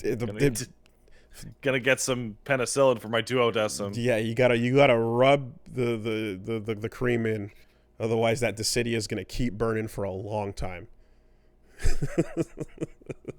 right around the red part.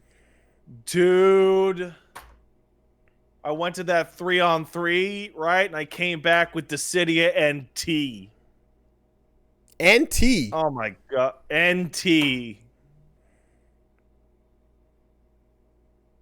Full blown, huh? I don't know what I'm gonna do. Stay away from me.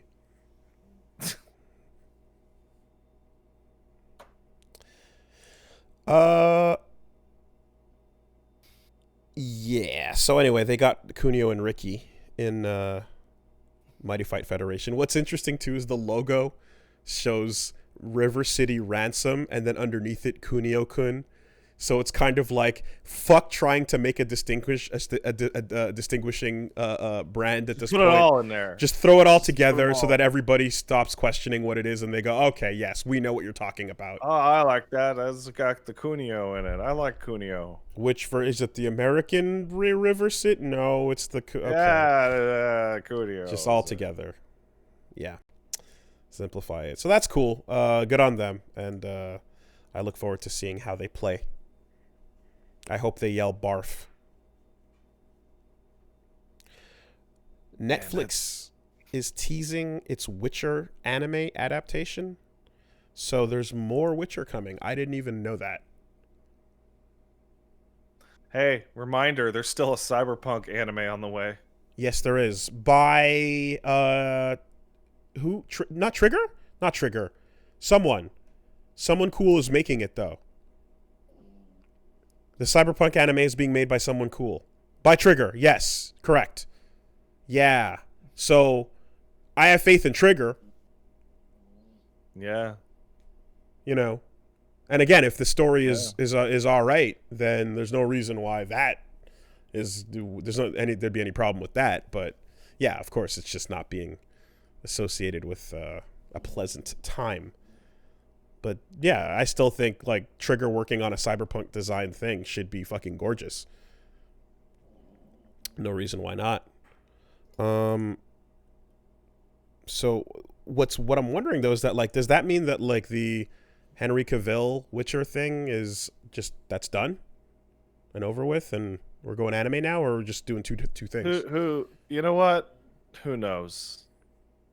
It depends on whether or not Henry's too busy calling in sick and playing video games. Like that dude.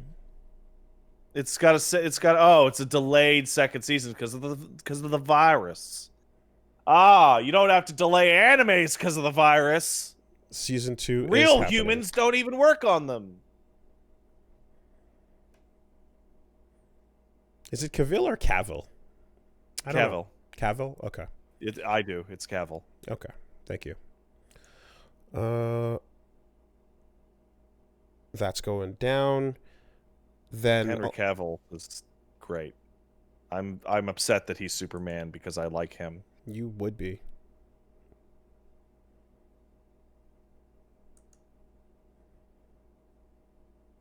I would be. You're right. Patty Jenkins reveals the third act for Wonder Woman was originally small scale, but Warner Brothers made her change it at the last minute. Yeah, so a lot of people are saying that this is... Suddenly, it all makes sense. Not necessarily, because I dug into that thread, and there were people in there saying that they actually saw the original cut of that third act, and it was not the change you think it was. It was not like, like no fight. It was actually a fight versus like a cloud. Oh. That like threw rocks and shit. Instead of like a big superhero battle. Damn it. Oh, then why would she? Oh my god, then that was some fucking double Because speak. of the assumption you just made. That was some double speak. Then boo on you, madam. Boo, I say. That was no good, Patty. Don't do that. It's possible that could have been not her version either, but that is if the that's original true, cut that hit there. Because you're describing the Galactus cloud, indeed. I'm also describing a tweet I saw, so obviously take a tweet I saw with a grain of If what you're saying salt. is true, then that's a boo. But if what you're saying is false, then all is good. Because I think it's not an uncommon opinion that like Wonder Woman was fucking fantastic through to the third act when it suddenly kind of just went against what could have been a really interesting I guess like non-turn of events, you know? Yeah. And it's a weird story because like the reveal being literally nothing would have actually been the most interesting thing they could have done. The most. Because she's already there, right? The Wonder Woman is already like, fuck, what do I do? This sucks. And like, it's just, you know? And then for it to all just be personified, you're like, oh, that gives you an out when you could have punch it. You could have had to fucking deal with this when there's nothing to punch. You know. Anyway, so the way that interview went was she said originally she had a smaller scale ending written and planned, and then the execs wanted it more epic, battle and bombastic. And again, covering all bases, she said, and I enjoy both. She says I like both. That's a lie. You know, but this time around, for 84.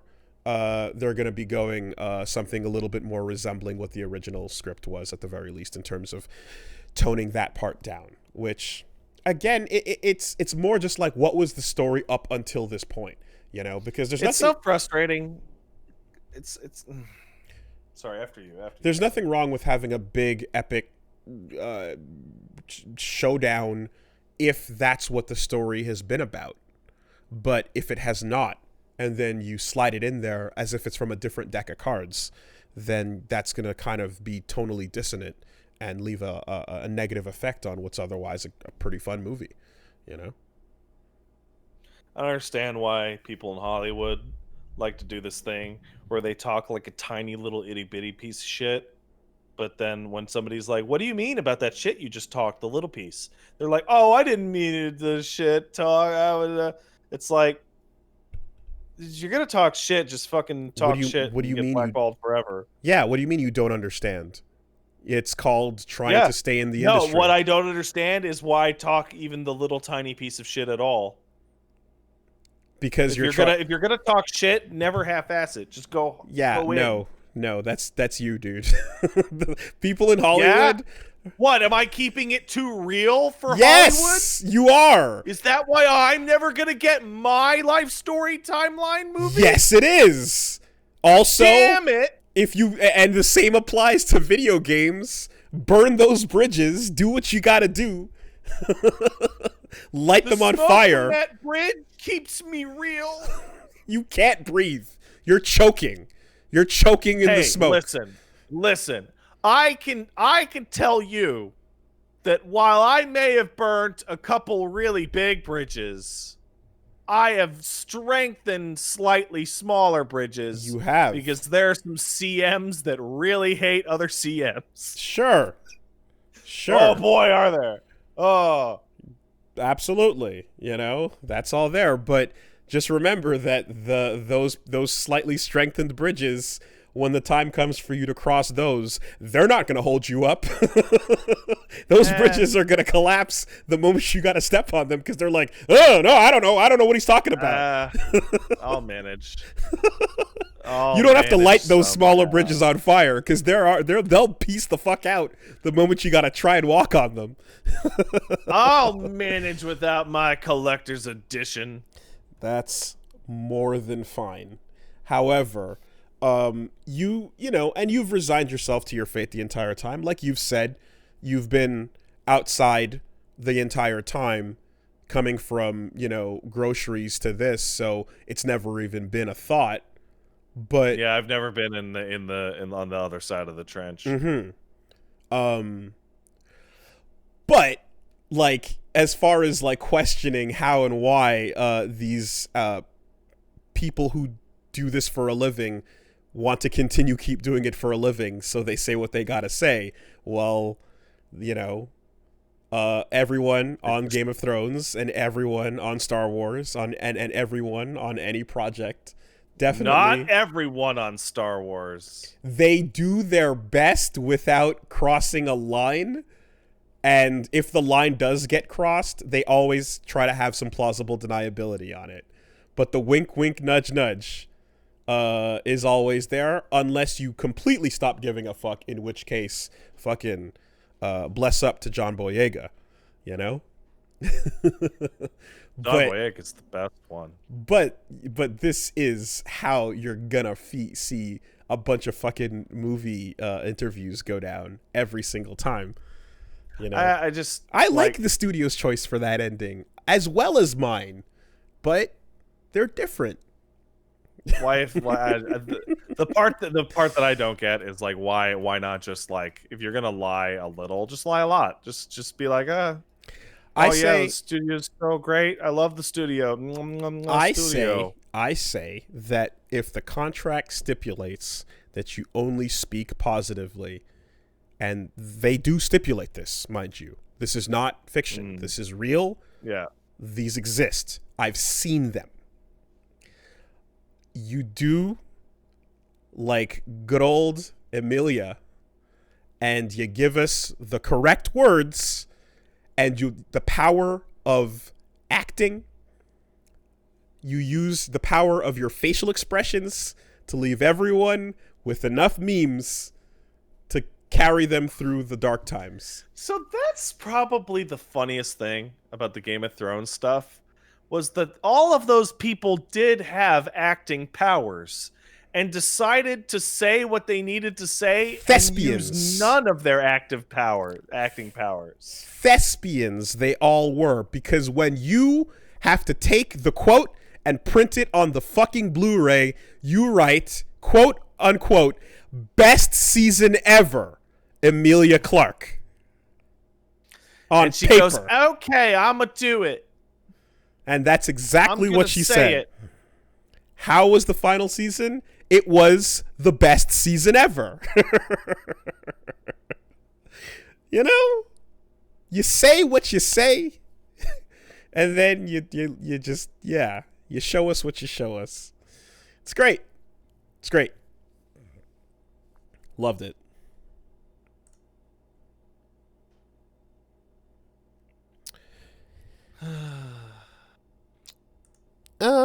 Nah, this one's not that interesting, because I was trying to dig more into it, but it seems to be there's not much to say about this.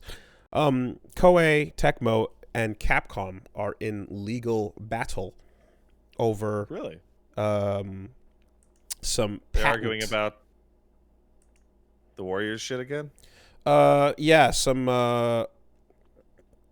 Sengoku Basara. Yeah, there it is. Yeah. Mm-hmm. And some game-related patents owned that were filed in 2014. So this is something from last year, and then it seems to be moving along. But they should reverse sue them for that fucking Tokiden Kiwami Monster Hunter ripoff. I mean, Capcom didn't sue for the many Street Fighter clones that came out, but didn't they try to? They did. That's not true. They did. They sued not everyone. They didn't sue SNK.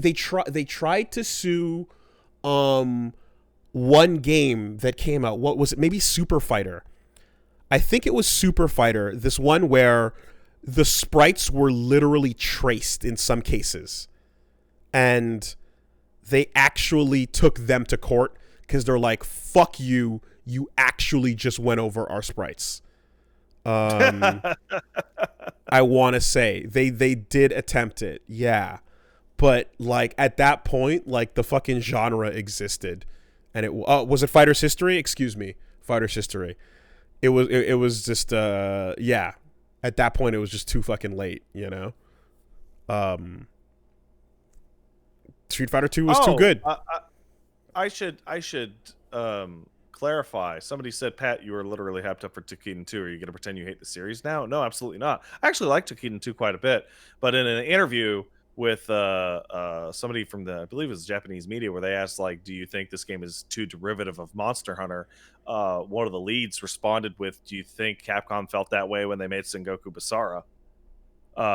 Because it was the Warriors team that was working on Toukiden Kiwami. So if Tecmo Koei is gonna fuck with Capcom over Sengoku Basara, then I feel like Capcom should absolutely fuck back with them over their Monster Hunter ripoff series.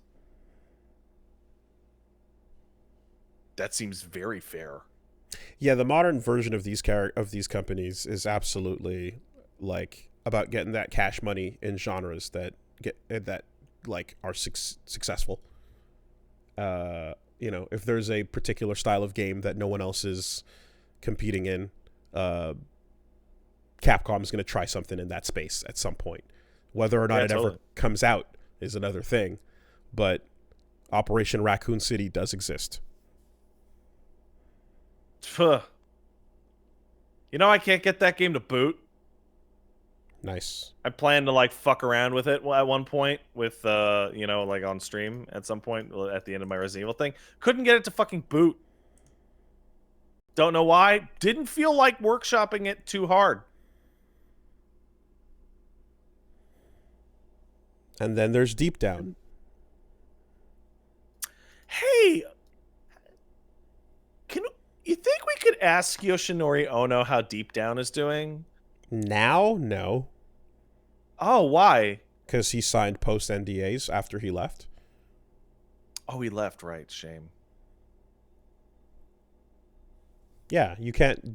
When someone leaves, that doesn't give them. No, it was just a ploy to get you to say because he's not there anymore. Oh.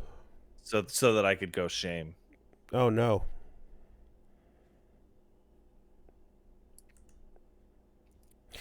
Yeah, and then last one's a little cool one over here, but little side story. There is a product that someone made as a proof of concept that's being shown off. This is really cool, actually. It's basically a Game Boy that uses solar power and the button presses that you input to power the console itself, theoretically making it last indefinitely with no charge required whatsoever outside of those things. Fuck tie forever. It's pretty cool. It can play Game Boy games, and it uses the input on, like the magnetic inputs that you press charge the actual battery alongside the solar panels on it, and it's again Game Boy sized. Now, unfortunately, the name of the console is the N-Gage. And that is an unfortunate title for this console, this Game Boy proof of concept. It's called the N-Gage. No, I don't wanna. Well, that's too bad. And you know, like the individual who made this might not have known or have been aware about the history of that console title, and God bless, but that's what it's called. You know, I mean, it was between that and the Phantom, I believe, and then they settled for the Engage. But still the all-time best. We talked about it like 2-3 weeks ago. It'll never be top. Infinium Labs, baby, get that tattooed. But the main point is that it's kind of like it's a proof of concept, and it's also meant to like use to demonstrate the way technology can change with climate change, and different approaches to what will eventually become like lithium ion disposal issues in the future. But like just as an idea, that is a cool. pretty fucking brilliant one that makes a lot of sense, where it's just like, if you have tactile feedback, you have something that's generating work. And if you have something that's generating work, then you can store energy. It also has a type of VRAM that when it runs out of energy, it powers down and then makes a save state of whatever the game was doing the moment it's saved, and it's stored magnetically as well. So it's a maintained charge, and then when you resume, it resumes from wherever you were, because again, that state is saved in the charge. So it's a pretty fucking cool idea, and I would love to see that implemented in other ways in life. That's a really rad thing. I'm super fascinated personally by batteryless technology. I love like flashlights. Next thing they gotta do is make you win prizes while playing. Sure. I think I love flashlights that you can shake to power them up. I love that's cool. Radios that you wind up to go. Like, stuff like that is really, really interesting to me. And yeah, in this case, it's just an experimental Game Boy product, but it'd be dope to see this implemented in other things. It's called the Engage. Unfortunately. Unfortunately. Is it spelled with an E? It's spelled with an E. Okay. Oh. Fucking thank Lord. Let's take some letters. Hey, oh shit.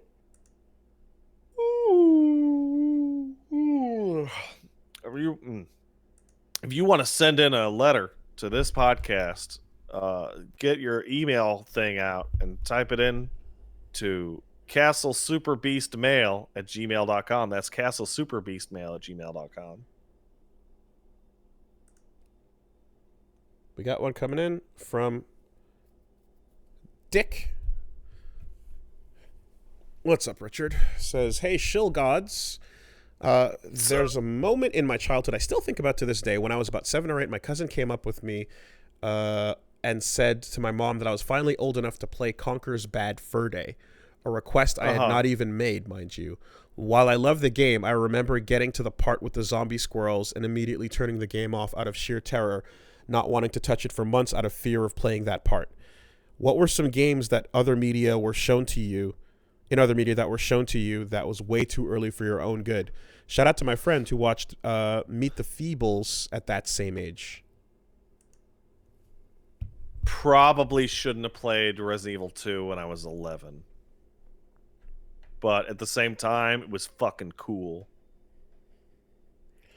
Probably shouldn't have watched Clockwork Orange as a kid in my living room as my mom walked back and forth doing house stuff. That's weird. Yeah. That's a weird one. Yeah. I was way too young for it. And I think I just rented it or borrowed it from a friend. I forget how I got it. But I just watched it in the living room in broad daylight, and for the most part, like, most of the movie is not showing you wild shit. So I think in the end it was okay, but conceptually, I was definitely too young for that. I've talked about that before. Yeah, that's yeah. I don't know how to top that. That's bizarre. There is when also around even younger than that, I was in the room watching The Exorcist with my cousins, and my brother got super scared and ran out of the room because the devil.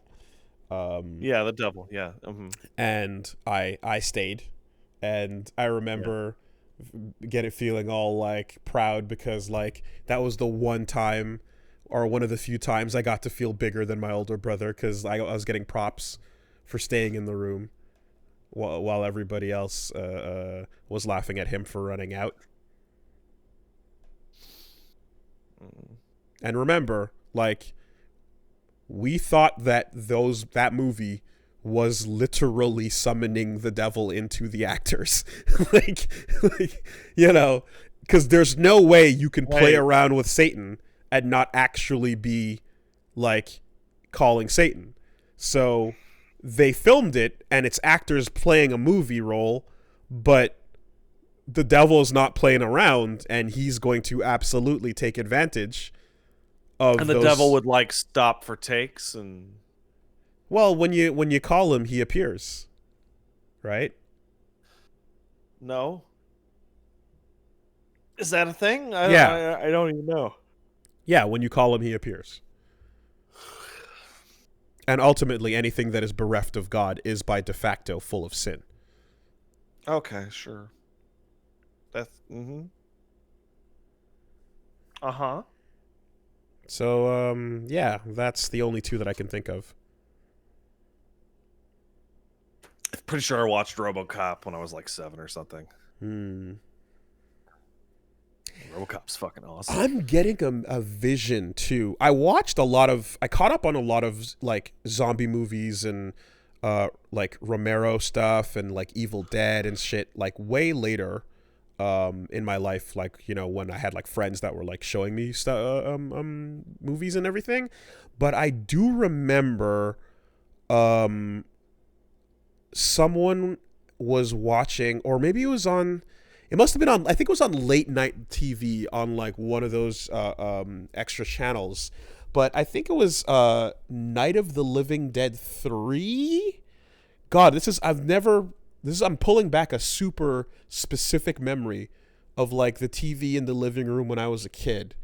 And it was the one where there's a girl that becomes half zombie. No, that's not Night of the Living Dead 3. That's Return of the Living Dead 3. Thank you. Right. Return of the Living Dead. Where the zombies go brains and shit. Return of the Living Dead 1 was brains, right? Yeah. And Naked Girl on the tombstone in the graveyard? Yeah. Absolutely. Yeah. Okay. So that and she I watched becomes like a punk BDSM chick so that she can stop the brain hunger. in 3. Yeah. But in 1, it was another naked girl just dancing on the grave. You just happen to be. Yeah. Those movies are trash. Yeah. That's why that's why there's so much nudity in them. They're also the most powerful, unstoppable zombies because there's no room in hell. I remember that. So I watched 1 as an adult, like years later or whatever. But I saw 3 on TV, like when I was younger, and again, but it wasn't really censored and stuff. And I'm remembering when she's like pulling pins through her skin. Yeah. And I think she like stabs herself like through the nipple and like some other areas of her body with like that movie's fucking with big sharp nails and shit. Gnarly. Yeah. So I just distinctly being really young, seeing this girl like stabbing herself with these pins and stuff, and I was like, what the fuck? You know? That movie's brutal. Mm-hmm. A lot of it's a guy whose like whole spine gets sub-zeroed out. I was definitely that's the only memory I have of that entire movie, because that fucking stuck, you know, was like, yeah, whoa, she's wearing some crazy BDSM outfit and nailing herself up. But then all the rest I saw at an appropriate time and it was fine. So that's those movies are fucking those are trash. I love those movies. Yeah, so that's 3 then. Yeah. 2 is the one where they all get blown up by the electrical station. I don't think I've ever seen 2. I've seen 1 and I saw 3 fucking too young. Trash. I love it. You watch them, you get to see a lot of video game shit in them. I remember that the actual brains guy was way scarier looking and creepier and more, the Tar Man? Oh, he's super scary compared to normal zombies. Regular zombies yeah, didn't have shit on that guy who in my brain was kind of what Nemesis is. You know? Like, you just look like a different kind of monster and what the fuck you're talking and crawling with your limbs. And if I cut you to pieces, he's got all that spindly, like tarred up cloth coming off him, and he's like a skeleton. Exactly. Like and the actor does a really good job, like just all over. He's super fun. Smart, hungry zombies. But then again, that movie has a part where the zombies are eating ambulance workers and pick up the radio and say, "Send more cops." Oh. Yes. Right, I remember that. Those movies were not meant to be scary, which is weird because Tarman is fucking horrifying. It's the scariest those movies ever get. Also, like, is that what punk kids really do? Do they go to graveyards and get naked and dance on graves? I don't know, 1980, whatever the fuck. Who knows what the punk kids did? Well, G.G. Allen has a few answers for you. Anyway. No. We gotta stop bringing up G.G. Allen. Never stop bringing up G.G. Allen. It's gonna curse us, dude. Until it's done. Until they all know. No. Until everyone no. knows. Thank you. We got one coming in from Lesser Pat. Oh no. Says, hey Superior, Wooly, and Better Pat. Years ago, I was contemplating Naruto Online. A shonen fan I was, as a shonen fan would do. My critique was challenged when I said I had read about 70% of it years ago and I dropped it. I told my parents, let's try this again. My critique was challenged when I said I had read about 70% of it years ago and dropped it. I was told my points were worthless because I didn't read to the end. Okay, you didn't specify who you were talking to, and I got confused. So through the spite and anger, I just read about 100 chapters in a day, finished the whole series in a week, and after consuming that original work, realized it wasn't as bad as I thought. I gained a much better appreciation for most of the pre-Shippuden stuff, and I still hate all the Shippuden and B and Shikamaru stuff, whatever.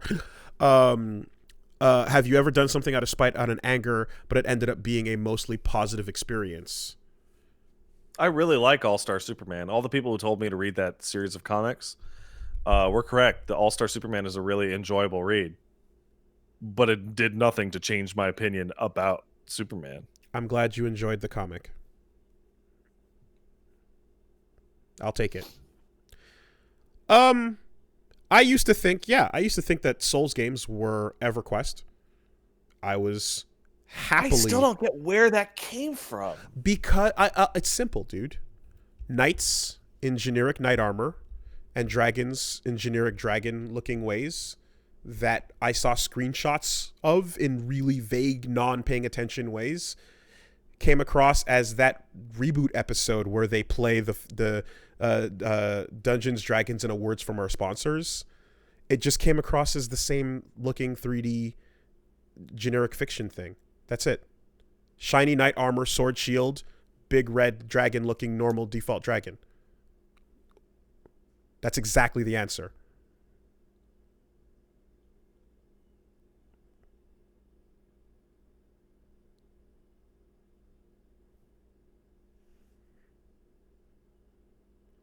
Big silence, but what? I understand now. Okay.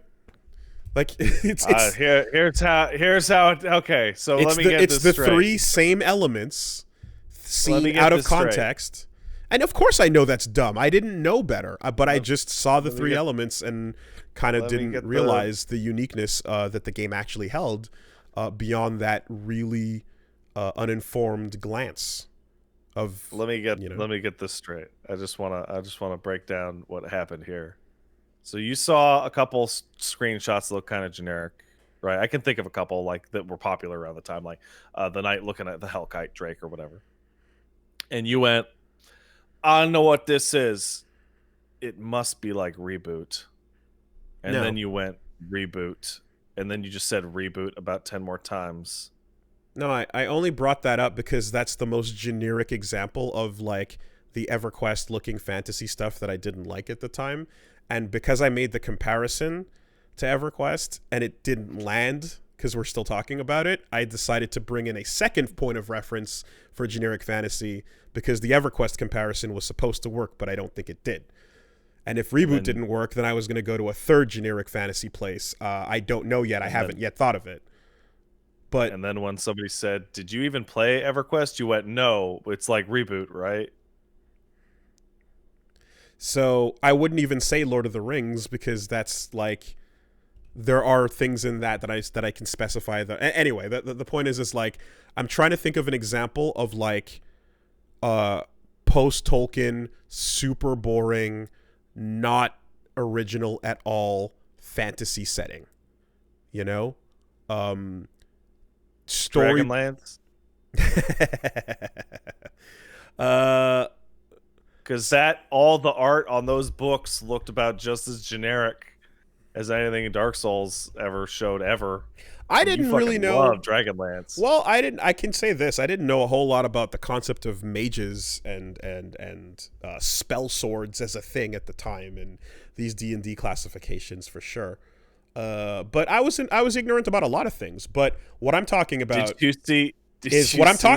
is a big green dragon that looks like a normal dragon, a big red dragon that looks like a normal dragon, a knight in silver metallic armor with a sword and a shield, walking around fighting those things, you know, to save a princess of sorts. Like the most reductionist thing. Did you pick up the original Legend of Huma by Richard A. Knack? Richard A. Knack. Because you saw the dragon on the cover lancing the other dragon, and you went, "It's just like that reboot episode." Nope. I picked up Legend of Huma by Richard A. Knack because I was already invested in the Huma storyline, as he was the badass from the past, and most stories that feature a badass from the past are things I want to find out about. In this case, post Dragonlance Seasons era, I'm like, well, what about the guy that everyone talks about as the hero of yore? And then they said, we're going to tell you that story. And I went, cool, now I get to find out. Also, their books, it's not the same as I'm really talking about the visuals in a way. I'm not even discussing the elements I am looking at the visuals of Dragons of Autumn Twilight, and it straight up just looks like that reboot episode. But what I'm saying is, in order for it to turn me off in the exact same way, we're talking about like again, just that false impression initially. Whereas with Dragonlance, I was brought in by a friend who, you know, one, gave context, and two, I read one of them and then I liked it. And then kept going into the series after that. So at that point, I was already in, you know. So Dragonlance is a poor comparison that makes no relevant point to what you're saying here. But yeah, in fact, there is no comparison. The point is really just I thought it was generic fantasy. The fact that I have to make any comparison whatsoever is, again, just to help the clarity of getting the point across. But, you know, I don't know what would be a third example. I'm actually having trouble coming up with a third example myself. Yeah, I'm sure there's something out there. Maybe an episode of EverQuest is honestly like the perfect like comparison point, because like EverQuest's art style was like a non-art style. It was so fucking bland. Mm-hmm. Even Warcraft has like a lot more going on. Well, yeah, I mean, I didn't know much about Warcraft, but I saw that there were like monsters that looked like there's orcs, which I remember, like, you know, I also was not familiar with like the original sort of stuff, but I was kind of like, okay, looking at it going like they did their thing with it. Again, it's a reductionist version of Tolkien stuff, ideas that you know, it's like whatever would land in your like kind of storybook version of these characters, you know. And yeah, anyway, I think I've explained enough. I think you get it. And I think that I've explained through your bits to sufficiently Do you know what I get? So, I'll tell you, I get reboot. That's good.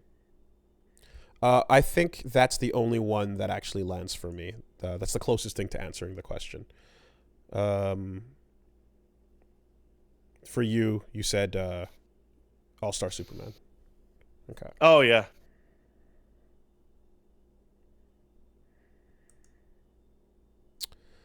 I didn't read Hunter x Hunter, guys. I watched it. It's good. Jason says, last podcast you talked about what Yakuza game you should start with. I was going to bring a counter argument and say, start with Takeshi's Challenge for the NES. You might think it's a crappy NES game, but hear me out.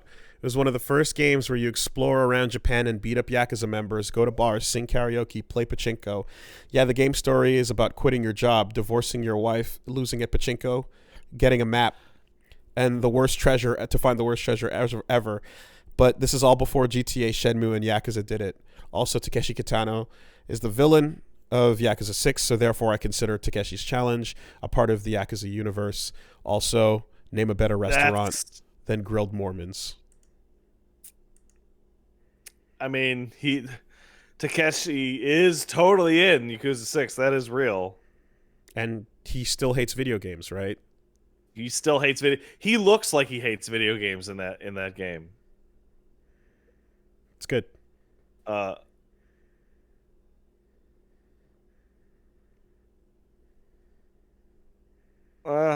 a.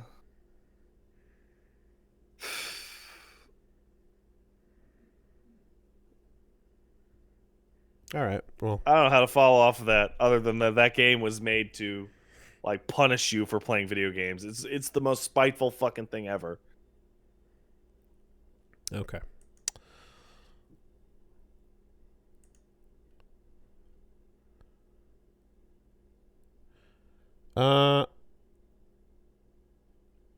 Let's see here.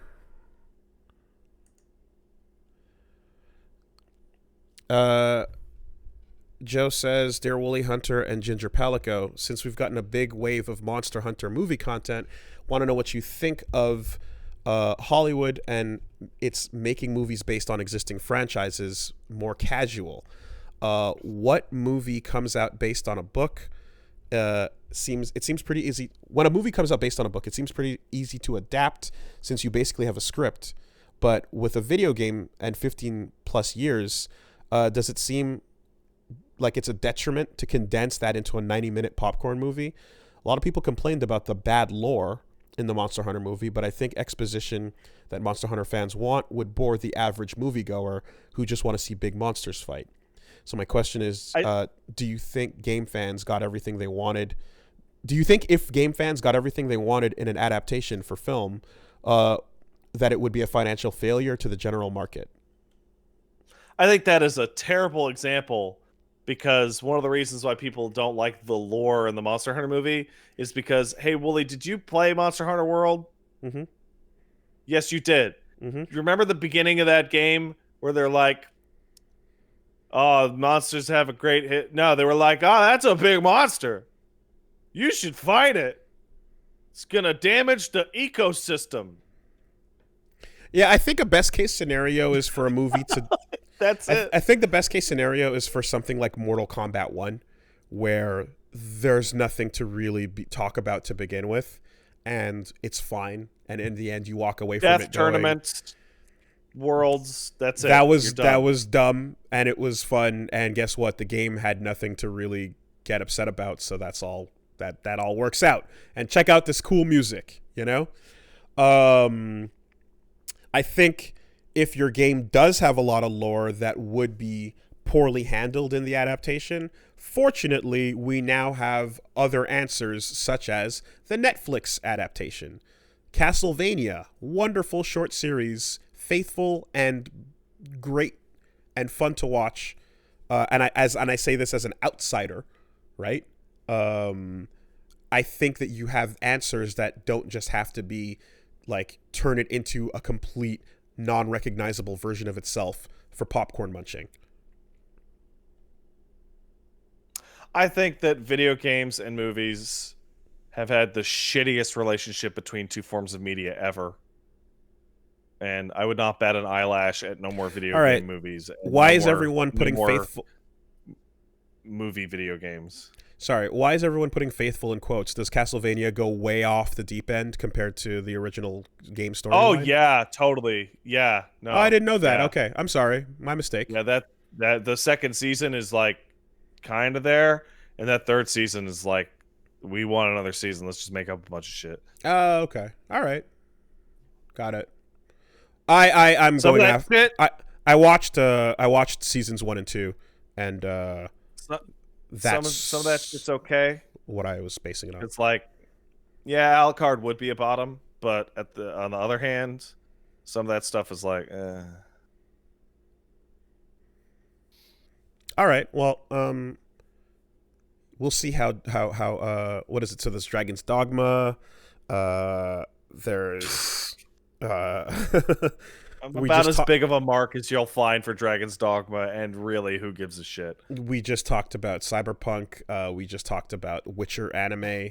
There's the Henry Cavill show, Cavill show, excuse me, which I hear was pretty good. People liked it. It's getting another season. It was fine.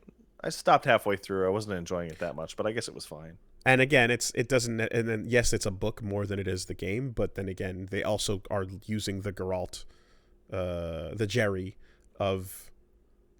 Do the books describe him looking the exact same way? Is that a? Oh yeah, he's got like photos of either. There's art of him. Okay, well, never mind then. All right, forget. You know what he looks like. Never mind then. Yeah, but the armor look that he has in the show is absolutely based off the game, like Witcher 3 stuff.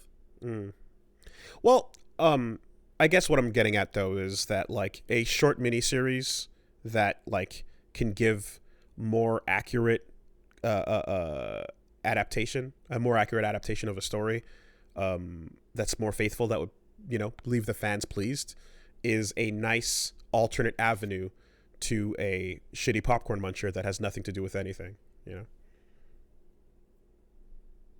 Monster Hunter is really frustrating because like there's a plot you could have totally done in Monster Hunter 4 that would have translated really well and didn't have an isekai element, but they always get funds from the US Army to make those movies, so it had to be an isekai so that they could put the US Army in it. And I'd also say that, like, as I've been saying more recently, I don't think the movie adaptation is the end all be all anyways. I really don't. I've come to realize that I've spent too long in my life thinking about the silver screen as a destination for all other inferior mediums, and that was a stupid way to look at it, and that mediums can be their own thing and surpass other things, and they don't owe anything to movies. Fuck that. Movies can die like they just did. TVs can die like they just did. Like, mediums can come and go. Appreciate what is as it masters its own space. Like, I feel like Kojima is the only game developer I can think of that's like, I fucking love movies, but let's make a video game, that I respect in terms of that. Everybody else who is like, dude, we're like making a movie, bro, is like made trash. And, oh, I can't wait for my game to become a movie, got trash. Like, anything that is made more digestible due to a shorter time commitment to complete it is going to appeal to a wider audience. So as long as movies only ask you for one afternoon, there will always be a larger group of people that you're reaching. Like, if you want to compare like long form narrative, like, oh yeah, no, you can totally do a long form narrative in a game. Like, I would compare one Yakuza game to like 4 or 5 seasons of a TV show rather than a film. Yeah. Okay. Yep. Arcs. And when I hear conversations like, oh man, like, who should they cast for a God of War movie? And it's like, shut up. Well, that's not even fair, because Chris Judge is a great actor and would be a great Kratos. But whatever, he's got to look the part and do the thing, but he does look the part. Okay, but the point is not that. The point is that dude's huge. That's not my point. My point is, shut up. Yeah. The game did fine. It told its story effectively. We got out of there. We Dad of Boy did what he did. Atreus was there. He was cool. Everything was good. He's cool. The story conveyed what it needed to. Fuck off. What movie? Shut up. Go play it. It's fine. You don't need that.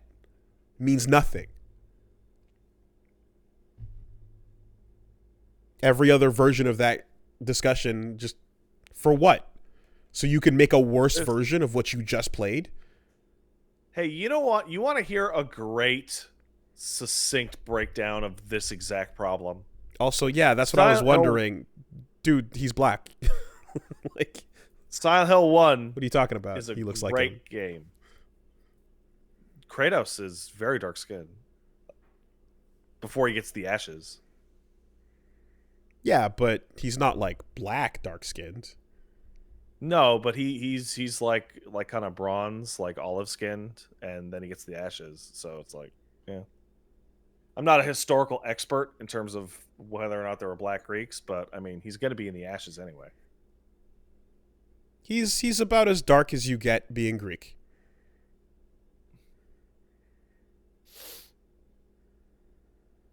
I just want to see Chris Judge in more roles, dude.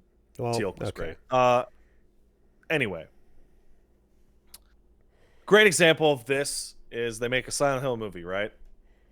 Silent Hill movie is cool from like a cinematography perspective, I guess, but there's some fucking horrible problems. And right away, it gets really weird where they wanted to tell the Silent Hill 1 storyline almost exactly, but they changed Harry Mason into a female character named Sharon because the director, Christoph Gans, was like, Harry's kind of a effeminate man. He's really scared of all the monsters. And he's like yelling and he's like terrified the whole movie. That just doesn't seem like a good role for a male character. So let's make it the mom.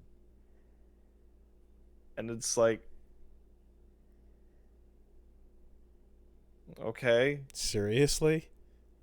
Oh, yeah. Oh, yeah.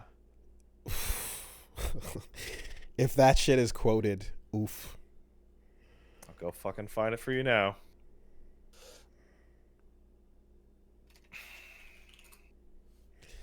I want to watch a movie about all the worst decisions execs and producers make in these moments that lead to everyone just deadpan staring, but then they have to go with it anyway, in the vein of the giant spider in Wild Wild West.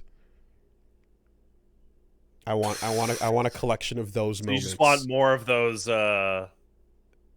Kevin Smith stories. All of them. I just want every fucking director's horror story about one time I was pitching a movie and it had a script and then the director got it and he said, this is cool, but this sucks, take this out. And it's like, oh, you mean the most important thing in the messaging of the movie or the crux of the plot or the main reason why this is interesting to follow this kind of person? Yeah, cool, got it, no problem. Let's just do that. Dragon Ball Evolution, here we go. Right off the Silent Hill wiki. Christoph Gans, the director of the Silent Hill film, felt that Harry was more feminine than masculine in nature, leading to his role being replaced with a woman named Rose Da Silva for the movie. Instead, Christoph felt that Harry fainting, talking to himself, and being vulnerable wasn't very masculine. In addition, Christoph wanted the film theme to focus on different forms of motherhood, an idea that would have been difficult to achieve with a male protagonist. There you go.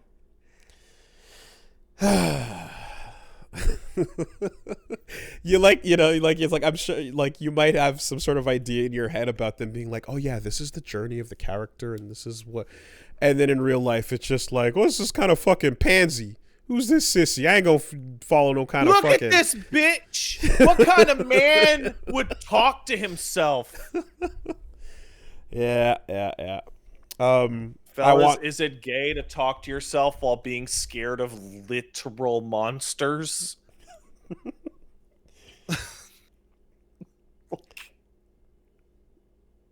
Fellas, is it gay to tell your girlfriend you love them? Apparently so. The gayest.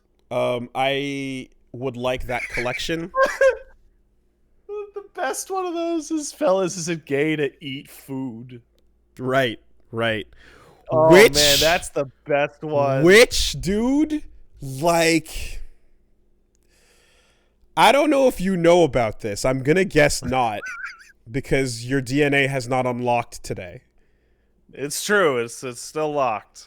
But among those who have unlocked superpowers on this day, the 21st of December, there is a thing about eating bananas or hot dogs around other people. I know about this.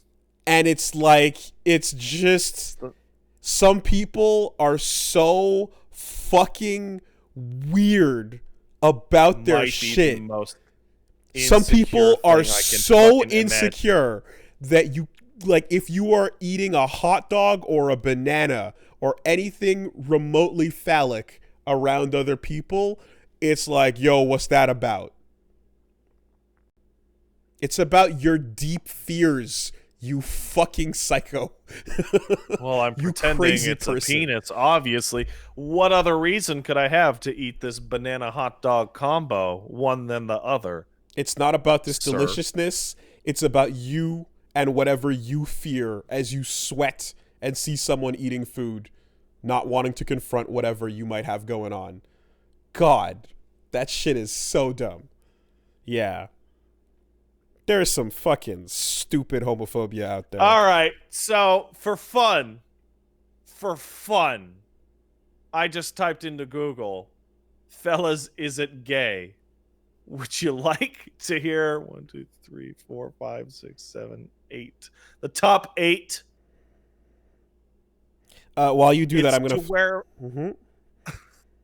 to wear a mask, to drink water, to order dessert, to sit comfortably, to drink blended fruit, to not die, to tweet, and to eat dessert.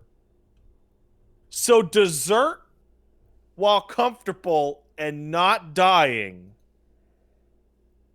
is the hallmark of the dreaded homosexual. So the one from yesterday was literally quote tweeting someone who wrote, "This man texted me, 'Thank you for showing me what it feels like to be loved. Can't wait to make you my wife someday.'" And then says underneath it, "It's gay shit like that that makes me want to cheat." With a fucking sad face. So everyone's like, fellas, is it gay to love? Fucking weirdos, dude. Super weird people are out there. What is wrong with you? Anyway. Yep. That's when you hit him with the... That's upsetting. Yeah. And then she doubles down later on in the conversation. And it's just like, that's when you gotta hit him with the fucking... With the Naruto page of him talking to Sakura. Just letting her know what's up. You belong to the streets. I know I've told this story multiple times on my stream. From the streets but I she don't came, know if I've ever told to the it streets here. she shall return. When I was a young man in the high school, my mom dropped me off at school. And I gave her a hug and gave her a kiss on the cheek and said, "Okay, love you, Ma, bye." She said, "Love you, bye." Because I love my mom. She's great, right? And I turned to see the bully and many other of the children's. And bully looked at me, did the check, get a load of this guy thing, and went in the parlance of the young high schooler that I will not repeat. "Check out this homosexual. He loves his mom." To which he turned to the other kids who all looked at him like he had shit himself. Confused. Unable to join in, going, "Yeah? I love my mom." And he tried to save it with, because it's, and like just silence. just silence and stares until they just kind of wandered off.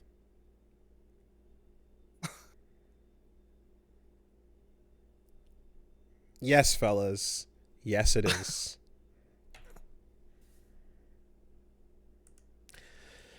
Where are you gonna be? You already said it, but I'm going to be over twitch.tv/PatStaresAt on Christmas doing a mystery game, which I have to figure out what it is. That's how much of a mystery it is. I don't know what it is. Mystery. all right. And yeah, this week gonna do. I'm gonna figure out what's going on. I think. Well, obviously, like Fridays, I usually have off anyway, so that's Christmas Day. So whatevs. But yeah, in general, we should be hitting you guys up with some Demon Souls, some 13 Sentinels, some Yakuza 0, and some fighting games. So all in all, things continue to fucking just banger after banger is what we do.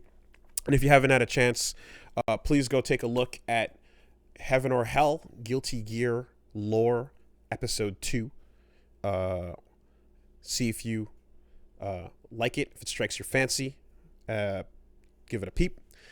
Worked hard on it, very proud of it, and yeah, I'm gonna continue with that. So check it out on Wooly Versus. Later, everybody. Goodbye.